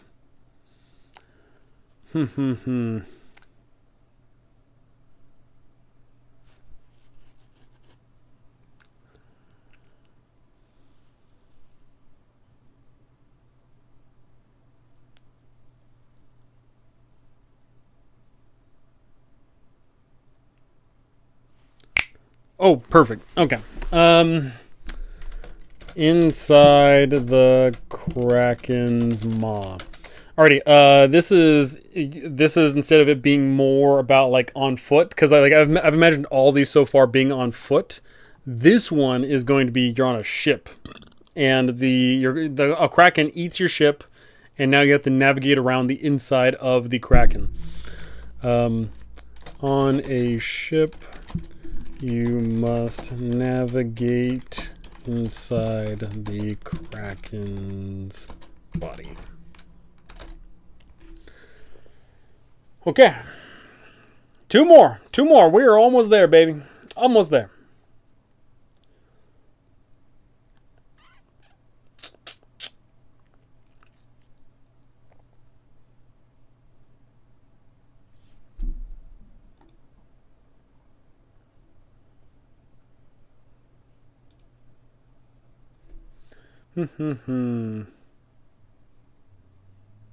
Maybe one of these night I can host a Hero Quest adventure for you and some friends. Might have to join. Might have to. They got it on tabletop on Sim. Tabletop Sim is probably one of the greatest games on Steam that no one talks about. It is astounding how much you can do on Tabletop Simulator. It's ridiculous.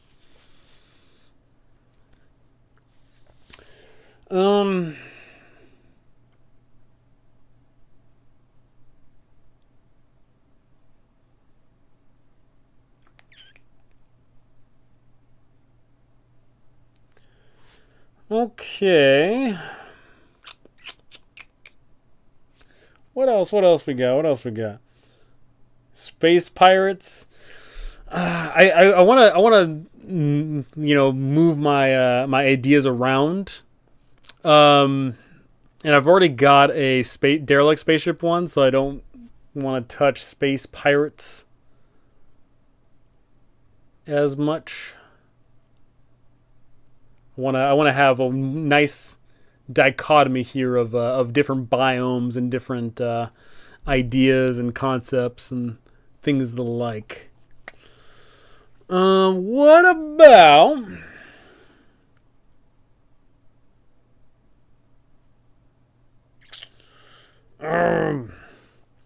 a portal to the Clockwork Plane is opening at a certain time within a giant clock tower unless the party can find the correct set of numbers and set the clock to the inverse before the time runs out. My immediate go-to thought of that is like just play around with the clock until you get the right time. Just brute force it. Evil amusement park where you gotta make everyone happy, but the big bad would be revived after absorbing all the joy. That's actually I'm digging that. But isn't that Hecna? I haven't touched Hecna yet, but isn't that Hecna? That sounds like Hecna. The wooden floors begin to fall from the tower as well. Maybe something where you're tiny. I do have your tiny. I have shrunken basement. You get shrunken down. You gotta tackle things larger than life. Most dangerous game. What's funny is I actually wrote a most dangerous game adventure for Lunch Break Heroes.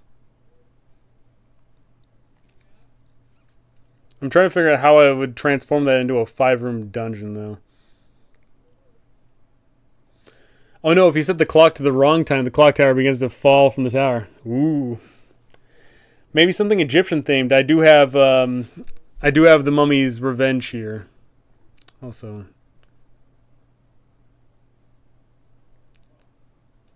I should.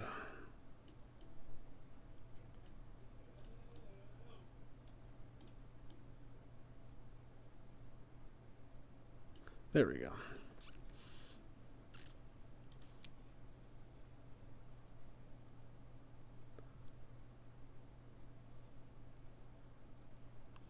Zombie apocalypse, nice zombies. I think I'm on to something with the like living in a zombie society or something like that.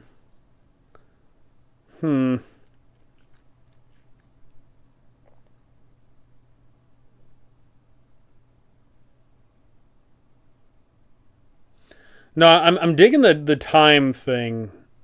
Like, there's definitely a lot you can do with the time aspect. Blindfolded maze, you direct your miniature as instructed by your other players. Follow your to my failure mouse. Oh god. Oh god. No, I think we're onto something with the time thing. I think the trick to making the clockwork time thing work is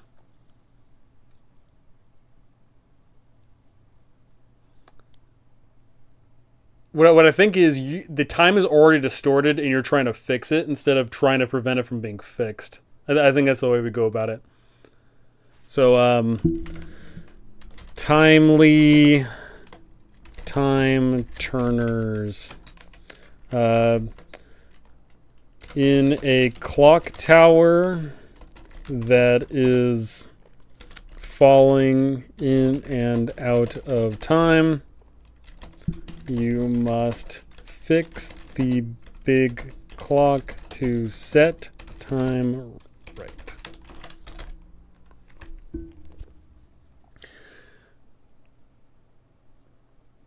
Maybe the Kraken can be the ship and it rides in the waves of sand. It's funny. I've actually got I've got another adventure that I've written up about riding around on the desert on some beasts. So I don't want to touch that again. I want it to be as OG as possible here. Alrighty, number 10, and then I will analyze and diversify this portfolio of Game Jam things. Friendly reminder, I've got Chocolate Factory, the snacks are trying to eat you. Biome Pocket Dimension, each of the biomes is different. Desert, Arctic, whatever, and you gotta get all the little gem pieces. Spooky House, you gotta survive the night. Derelict Spaceship, Eldritch Artifact, turned everything haywire.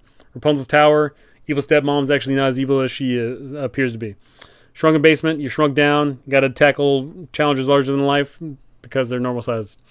Mummy's Revenge, you're in the pyramid and you teleport around in time turners, and depending on the time that you're in, it changes the place and scenario. Inside the Kraken's Maw, you're inside the body of a Kraken, you gotta navigate your way out. Timely time turners, you gotta fix the clock that's out of time. And number 10. A giant round room with sand for the floor. It's actually the top surface of a gigantic hourglass, sucking players into the sand vortex.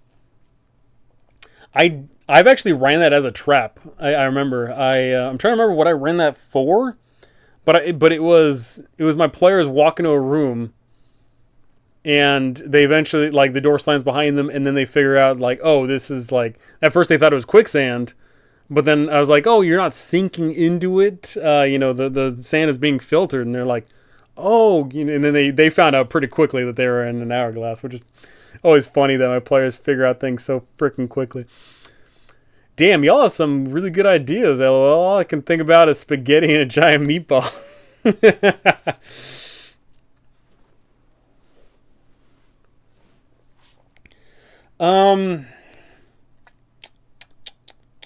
One more solid idea, huh?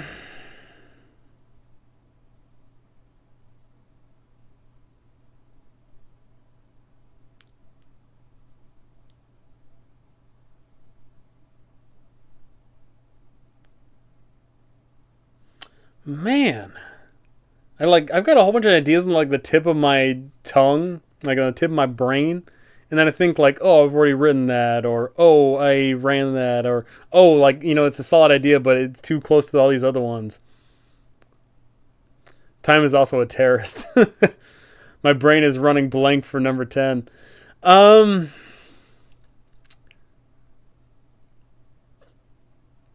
I want to do something, maybe like you work in a bank. Like a heist. I could make a 5-room dungeon out of a heist, but I don't want to.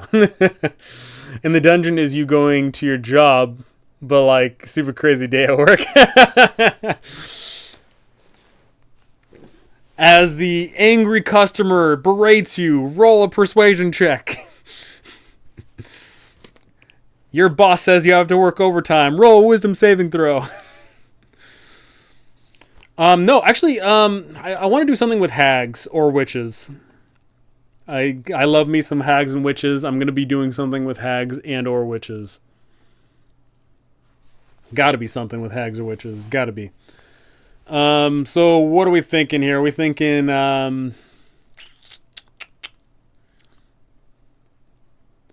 maybe have a room where when they walk through it, they become old or even deaf quickly to a point it makes them uncomfortable with continuing to walk. But that's the secret, making the walk. Sounds like a really good. Sounds like a really good idea, actually. Too much time though. I've already got 2 things on here dealing with time. I can't have a 3rd thing dealing with time. But that is a really good idea for like a dungeon of like when you walk in, it's like now you're old. Every step you take hurts, but too bad. Like that's actually a really good idea. But I don't want to use it for this one. I'm going witches and hags, people. I can't do the candy or don't want to do the candy house. I've already got a spooky house and I've already got the chocolate factory. I don't need a candy house. So what am I going to be doing with witches and hags?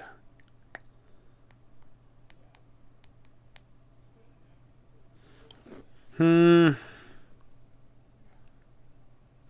flying broom factory? Question mark? Flying broom factories? That might be the play. I'm putting a tentative flying broom factory. If not that, what else? Maybe the hag and the mummy can be related. Maybe. Maybe these all can be interconnected in some wacky, weird way or whatnot. If not a flying broom factory. You know what? Old lady in the shoe / beanstalk. Alrighty. I am dead set on one of these 3. It's either flying broom factory, old lady in the shoe, or a riff on Jack and the Beanstalk, but with witches.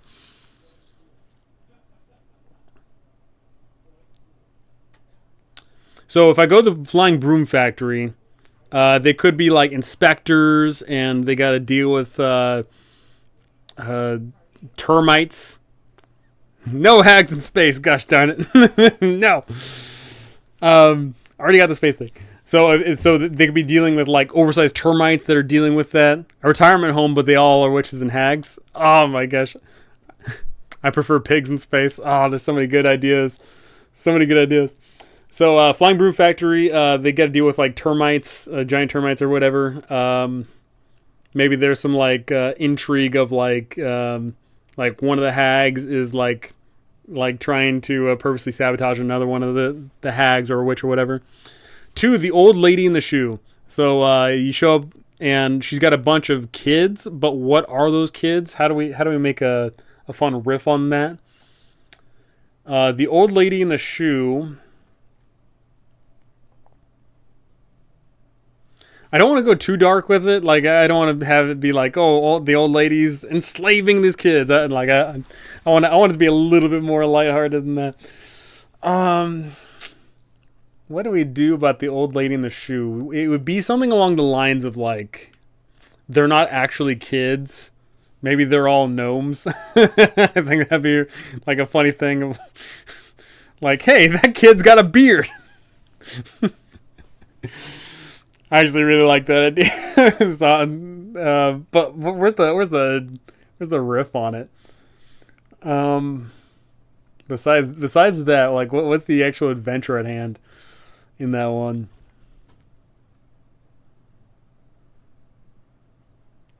I'll get back to that in a moment. But lastly, the beanstalk. Who would win in a fight, the old lady in a shoe or the sorting hat from Harry Potter? Well, I'll tell you what. If that sorting hat can throw hands, I'd be impressed, considering it's just a hat. But the beanstalk, I think the fun to be had with the beanstalk could be that the beanstalk leads up to.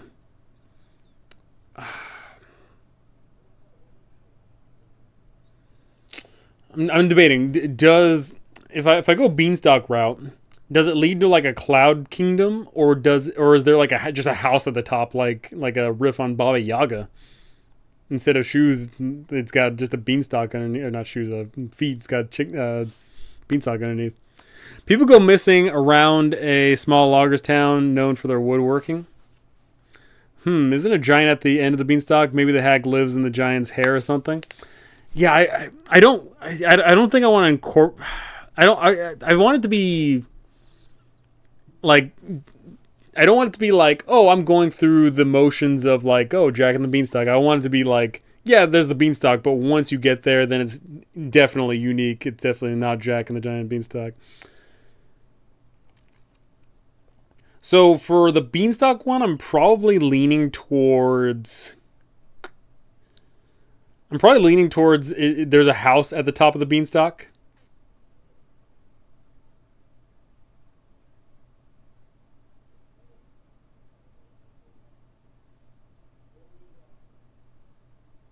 Oh, you know what? I think a good twist on the giant there would be, there's a hag lives at the top of this beanstalk, and there actually is a giant there.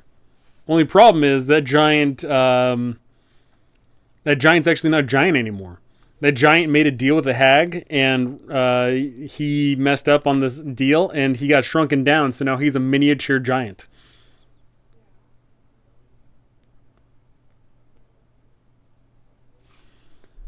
Okay.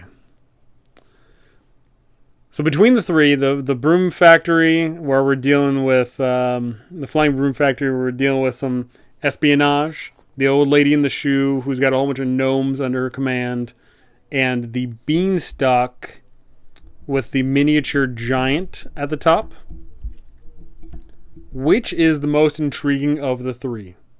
What makes the most enticing, titulating of those three little adventures? Oh!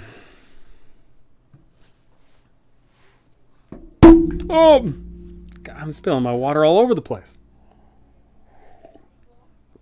Nags are actually from a different realm. Material, Feywild, and Shadowfell are abusing the clockwork magic inside the giant's home. Too much time things. Too many. Too many time things. I can't have them all timey. I need to have diversity here. I need to spread out. But they're all so good. It's so annoying. It's so annoying getting so many good ideas.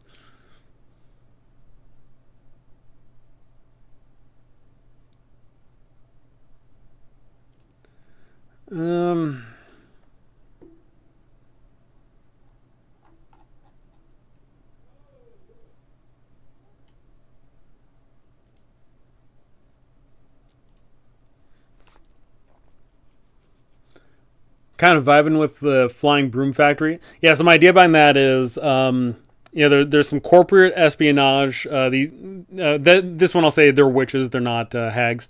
They're pumping out some flying brooms, but there's a termite infestation, and the termites are naturally like big. They're like maybe dog sized or whatever. But then there's also like some witches are holding the thing back, disguised as Girl Scouts, maybe. I don't think I'm going that. I don't think I'm going that gonzo. Don't think I'm going that gonzo.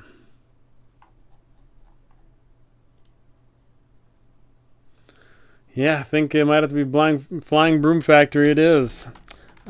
Corporate espionage giant. Oh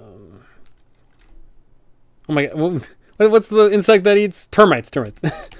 I was blanking on giant termites, and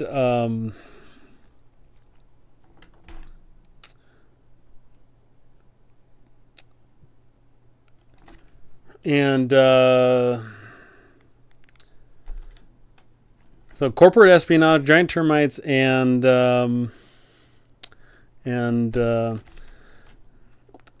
not cool bosses plague this witch's broom factory. Not Froom Factory, it's Broom Factory.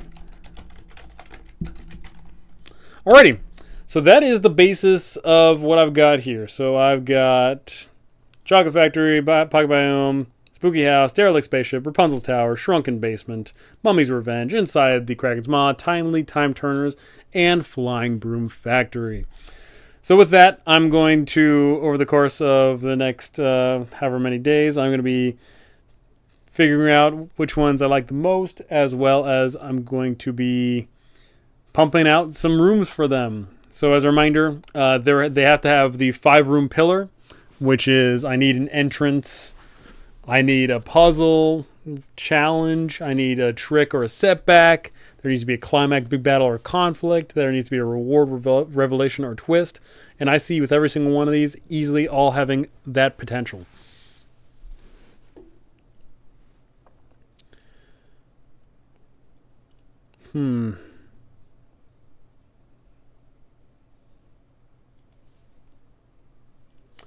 Alrighty, hags need to convince the shareholders the factory is the worst factory in existence, and they get a ton of cash from investors in exchange for like 1,000% ownership, aka the producers.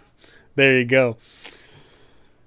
Yeah, I think there's a lot of fun to be had with these. I can go on the lower end of fantasy, and I can go on the wacky, whimsical side of fantasy with all these.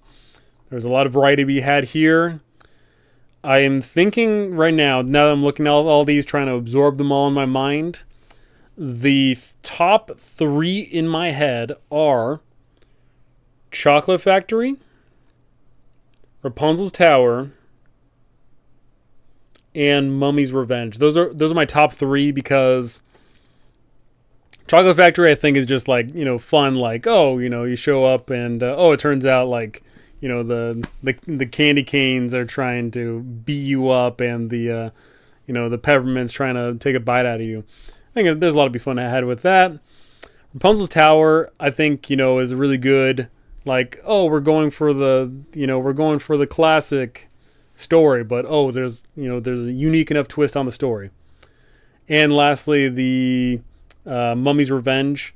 You can have the same rooms, but depending on what time you go into those rooms, there'll be different things inside of them. And I think that'll provide a bunch of, replayability of like, I've been to this area, but I haven't been to this area in the past, or I haven't been there in the future. So I think there's a lot to be fun to had with that. But short sellers attack the company, driving share prices down until a reverse stock split and the workers unionized. Oh my God. There's a lot of contemporary and natural or everyday things I could throw into the Broom Factory one for sure. I'm back. What I missed? Also, forgot to announce I left for a minute. You're here. Well, we got our 10. I've already looking at my 3, but what I'm going to do is I'm going to sit on these and I'm going to let these soak. And then once I like really sit down, I'm like, you know what? I like these ones. I'm going to start flushing those out more.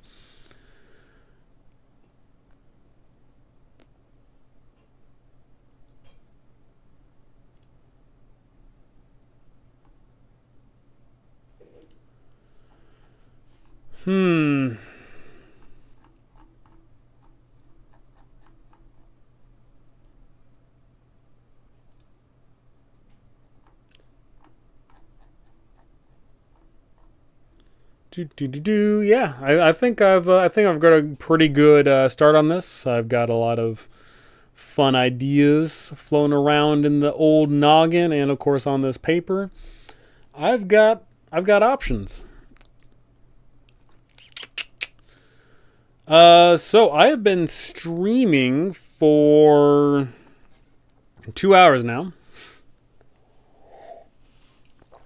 And my throat is warm back up. warm back up to the good old days of me rambling and talking for ages on end.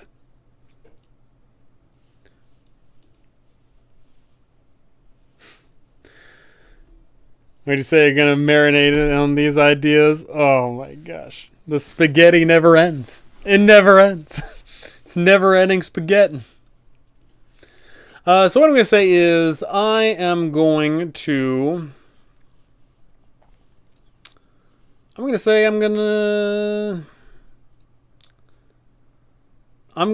say, hey, wrap things up in 10 minutes here. So, with that being said, Game Jam going to be underway. I'll hit you on Discord later about the Hero Quest adventure. Heck yeah. Well, welcome back, brother. It's good to see you again. It's good to be back. Thank you. So, 10 minutes. Ask me anything. Let's go. Let's, 10 minutes, ask me anything. Tell me about anything. How's it going? How's it hanging? I'm back. Going to be making some videos, pumping out some written material. Eventually going to be publishing some said material. Going to be good time all around. What's going on in the world? And also I'm going to be delving into the future of D&D with the whole one D&D thing going on. Whole bunch of things to be talking about here as I look through a bunch of my stuff. Okay.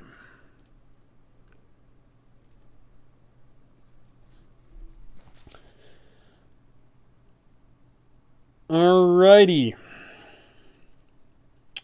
Do.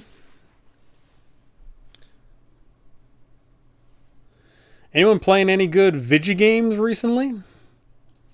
Anybody hopping in on I don't know, what are the hot Vigi games right now? I saw people playing V Rising. I saw people playing Elden Ring in preparation for all the DLC coming out. What other games are popping off right now? I'm curious. What shows are people watching? Live action, anime, cartoon, whatever. Anticipating to finish my Curse of Strahd campaign in around 10 sessions or so. Oh, God. Thinking about running Wild Beyond the Witchlight after. Any general tips I should keep in mind? You should watch all my videos on that. But besides watching all my videos on that, just know that Curse of Strahd is, darkness and despair, and Wild Beyond the Witchlight is sunshine and rainbows. It's a very different tempo, very different feel. It's not supposed to be a game of hacking, slashing, and being on death's door the whole time. It's more of a, it's sort of like a coming of age story in a sense. Hades 2 and Animal Well. I saw a little bit of Animal Well, and that genuinely intrigued me. I have also seen Hades 2, and of course, Hades 2 is phenomenal. Of course, but I definitely was interested in Animal Well.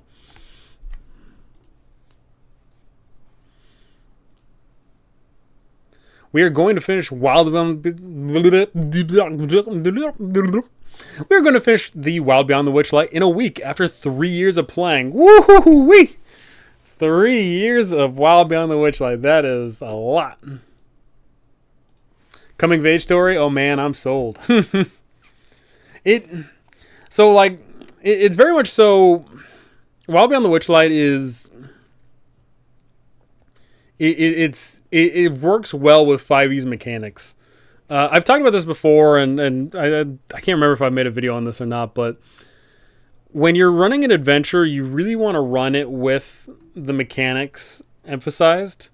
And there's some 5e adventure modules that like the mechanics and the story kind of butt heads in a sense. Wild Beyond the Witchlight, the mechanics work well with the adventure at hand, which is good.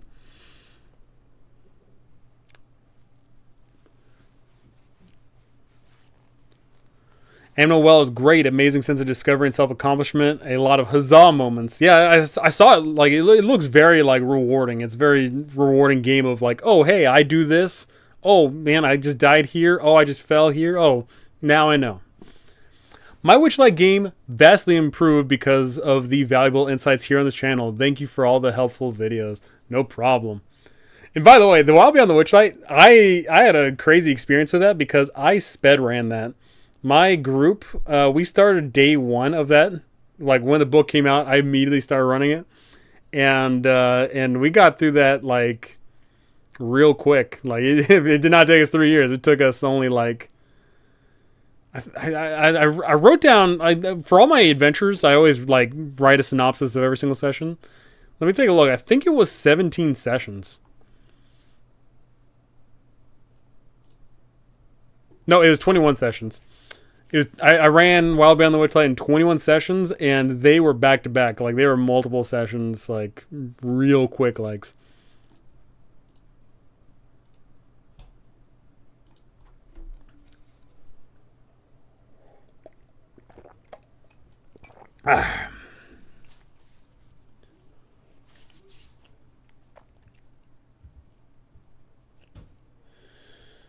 Oh, and speaking of, there's another adventure coming out, in fact, next week, which I have not done any preparation at all whatsoever for. The Vecna Eve of Ruin comes out on the 20th, and I have not done any prep of that. I haven't really looked at it at all.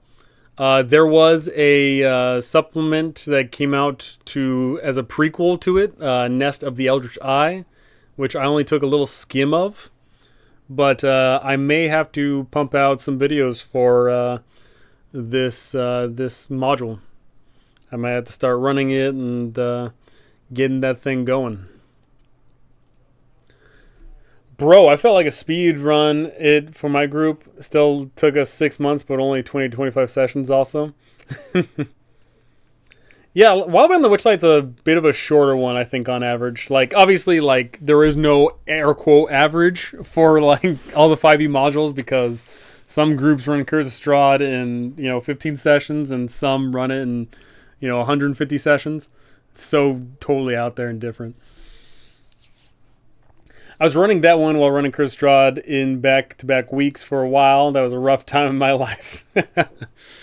Monty Python's The Eve of Vecna. Currently, it's War of Prismeer. Every faction, hags and free folk are battling outside the castle. Heck yeah. Love the TOA videos. Thank you, ABP. AK. Thank you. TOA holds a special place in my heart as being my most favoritist 5e adventure module ever of all time. There is no way anything will replace it. I can already tell, I know beyond a shadow of a doubt that the Vecna one is not going to be able to trump that because TOA just has such a beautiful environment, setting, and it's just so lush. And I know beyond a shadow of a doubt that Eve of Ruin Vecna adventure just isn't going to do that. Eve of Vecna hype. Before I was settled on Wild Beyond the Witchlight, I was thinking about continuing that after Curse of Strahd, but high level play intimidates me. High level, I feel like I've made a video on this. Maybe I haven't, but ultimately what it boils down to is 5e high level gameplay is a different game. Like all the tiers of play, levels 1 through 4, 5 through 10, they're all different they're all different games. And levels, 15 and higher, 16 higher, they are an entirely different game, and the game does not work how it is presented. And also very importantly is, I don't know, I'm going to have to read this book, but I don't think that a written module can realistically, capture oh, hey, your players, are have to do this, right? Because at high level play, you have so many options that remove a whole bunch of different elements and aspects of the game that it falls apart. After this Wild Beyond the Witchlight campaign, we are starting TOA. What are your thoughts for us? Here's my thoughts. TOA is the greatest adventure module of 5e ever of all time. It is fantastic. The setting is great. It covers the three pillars of D&D perfectly. You have an awesome jungle to explore. You got the exploration. You've got a whole bunch of colorful cast of NPCs to bounce off of the roleplay social interaction. You've got a whole bunch of awesome baddies to combat the combat pillar.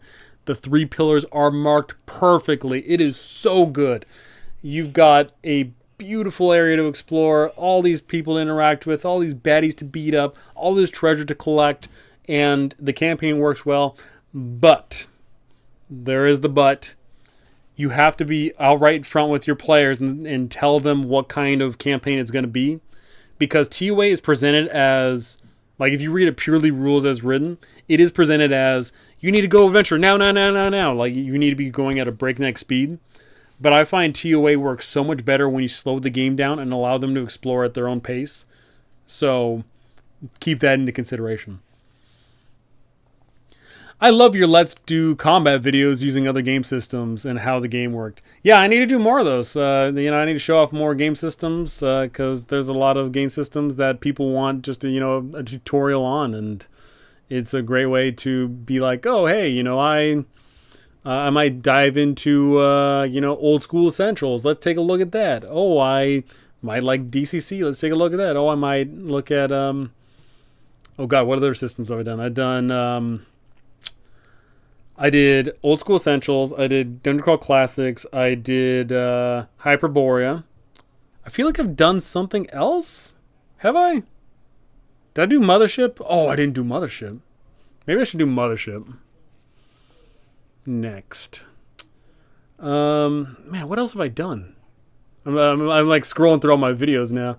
DCC, Hyperborea, Old School Essentials. Wait, are those the only 3 I've done? I think it is. Wow.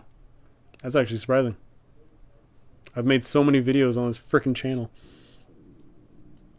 How many videos have I made? I've got 458 videos on my freaking channel. Are you kidding me? That's a lot of videos. That's how I found your channel, by watching those videos. Heck yeah. I'll need to think on the next big campaign I'll run. I've only really ever ran for folks online, but now I have a lot of interest in running in-person games, so I have to figure out what I need. What you need is paper, pencil, dice. You're good. That's all you need. Damn, Mothership goes hard. Yeah, I might have to do Mothership. Might have to do some Mothership here. I'll mark that down on my handy dandy notebook. And by notebook, I mean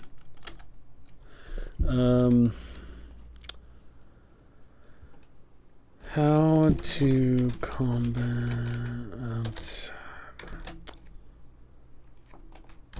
Mothership. What are those systems that I feel? Oh, Mouse Rider.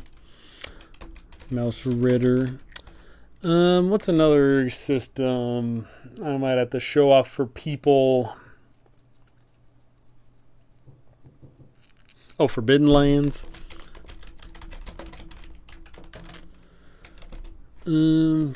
What else?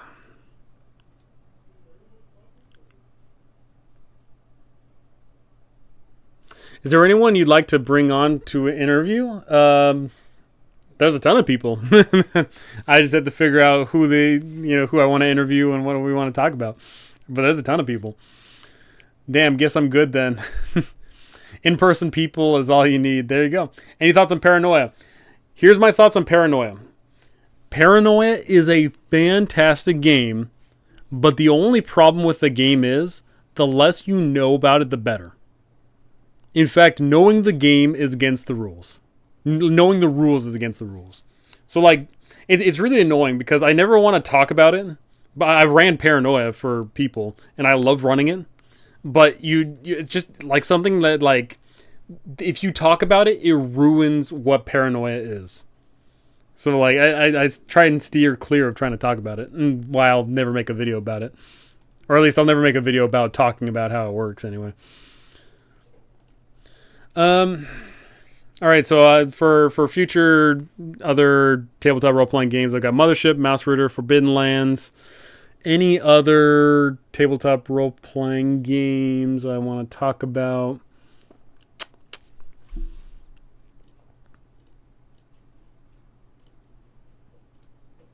Um,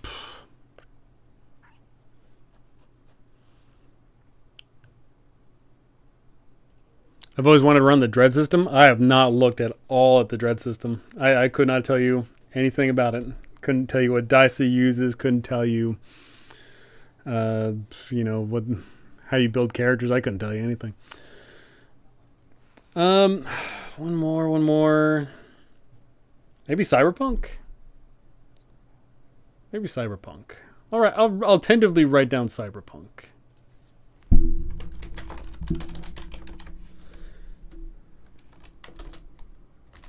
One more. What's a fifth game system? Mothership, Mouse Ritter, Forbidden Land, Cyberpunk. What's a unique game system? Not a clone. Thanks for the insights for TOA. My players are bounty hunters with Artis Cimber. They have no idea about anything. Heck yeah. Dude, you need to look into that system. It'll be a hoot. A nanny. Might have to look into Dread then. Might have to.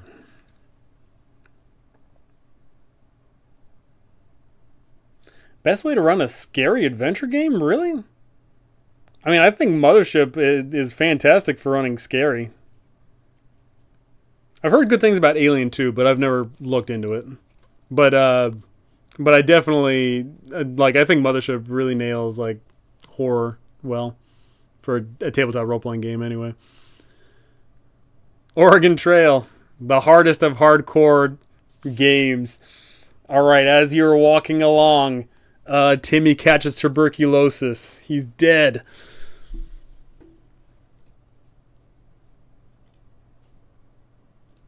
Fun fact, Prince was one of the first human beings to play the Oregon Trail. Prince being the ever so awesome musical artist who has sadly passed away. Prince was one of the first people to play the Oregon Trail. Very unique fact.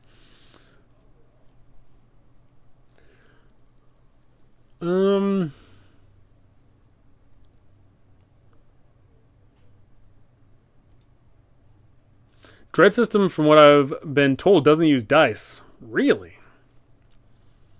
Interesting.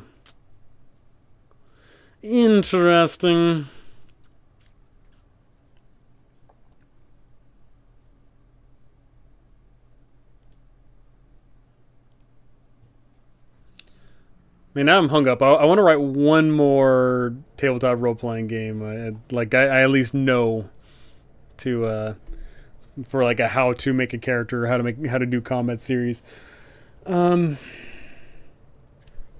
me take a look at the list of all the things that I know.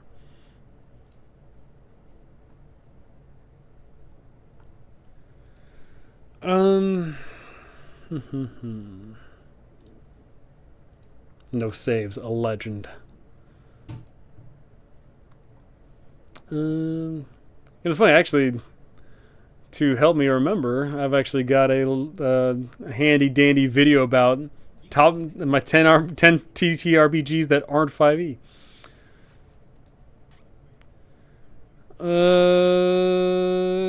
Call of Cthulhu. What? Why did it take me so long to think of Call of Cthulhu? What? How did I not think of that? Call of Cthulhu. Okay, perfect. I got my 5. Mothership, Mouse Ritter, Forbidden Land, Cyberpunk, Call of Cthulhu. Good ideas to make videos on. Hit a wide variety of different ideas. I heard good things about Good Society. Good Society, I do not know that. There's one RPG out there you can check out. I think it's called Mörkborg. I do know me some Mörkborg. I don't know about Morborg, but I definitely know about Mörkborg. But to know if your audience is into that kind of thing. No idea. My audience isn't into me, so here's what it is. Alrighty. 2 more minutes and then I am out of here. I need to go up, stretch my legs, because as a friendly reminder for those of you that don't know, I'm actually sitting on the ground. I'm not privileged enough to have a chair. I'm sitting on the cold, hard ground. Oh, Mörkborg, I think, was mentioned earlier. Yes, it was. Mörkborg. What I'll say about Morkborg is, what really draws people into Morkborg is the style. The substance is, obviously, it's not too different from other things, but the style is really where, people love it. What about RuneQuest? I have not touched RuneQuest. Yo, my GF just got me Mirkburg and some minis for my B-Day the other day. Hell excited to run Mirkburg. Been using it as a design reference a ton lately as well. Wow, chair prolific. Yeah, so Mirkburg definitely, like, it fits a tone style and feel that, like, no other thing has done, which is a good thing. Alrighty, one more minute and then I am outsies. So anyone's got any last burning questions, complaints, gripes, moans, or anything to say, speak now or forever hold your peace until next time, which I'll figure out my streaming schedule this week.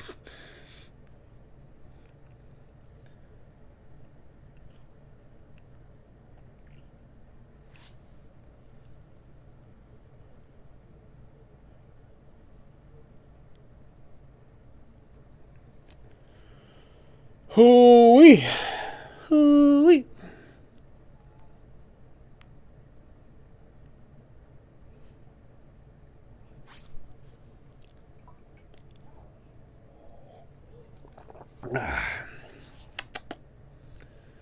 Alrighty.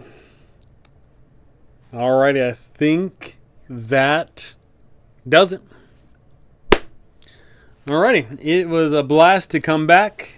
I'm glad I got a positive response on my video. I'm glad a bunch of people showed up here. Got to talk to a lot of people. I had 151 unique viewers flow through today, so that's pretty good. Are you going to run any games for your Discord folks anytime soon? I missed them the last time I had them going, so I got FOMO. Yes, I will. I am actually planning on running some games, and then eventually I will be running a West Marches game where everyone can contribute. We got to get you a dank chair or a beanbag. I got to get something. I'm sitting on the floor. Sucks. It's been real, man. Great to see you again. It's been great to have you. It's been great to talk to you all. It's been great creating content. Once again, I'll be figuring out my schedule hopefully this weekend, figuring all that out. I'll be pumping out videos on the regular, at least once a week. Fun times all around to be had. Ironically here, no fun allowed, sometimes allowed some fun. Sometimes. But, I got a name to uphold here. I've got a reputation that precedes me. I got to lay down the hurt every once in a while. You know what I'm saying? Can't wait to see you in next stream. WBNFA. Alrighty, it's been fun. It's been real. Can't wait to see you all. Come on, see you, man. It was fun. Excited. Absolutely sick. Excited that you're back, man. It's good to be back. Thank you all so very much. But that's going to do it for me. If you're not already subscribed, please subscribe. Hit that like button. Every little bit helps. Every little bit goes an incredibly long way. I know every YouTuber says that, but it actually shows. If you get two YouTubers lined up and they both get the same exact views, but one person gets more subs and likes and comments, the YouTube just loves them more. So please keep all that up. You are incredible, and I can't wait to see you all in the next one.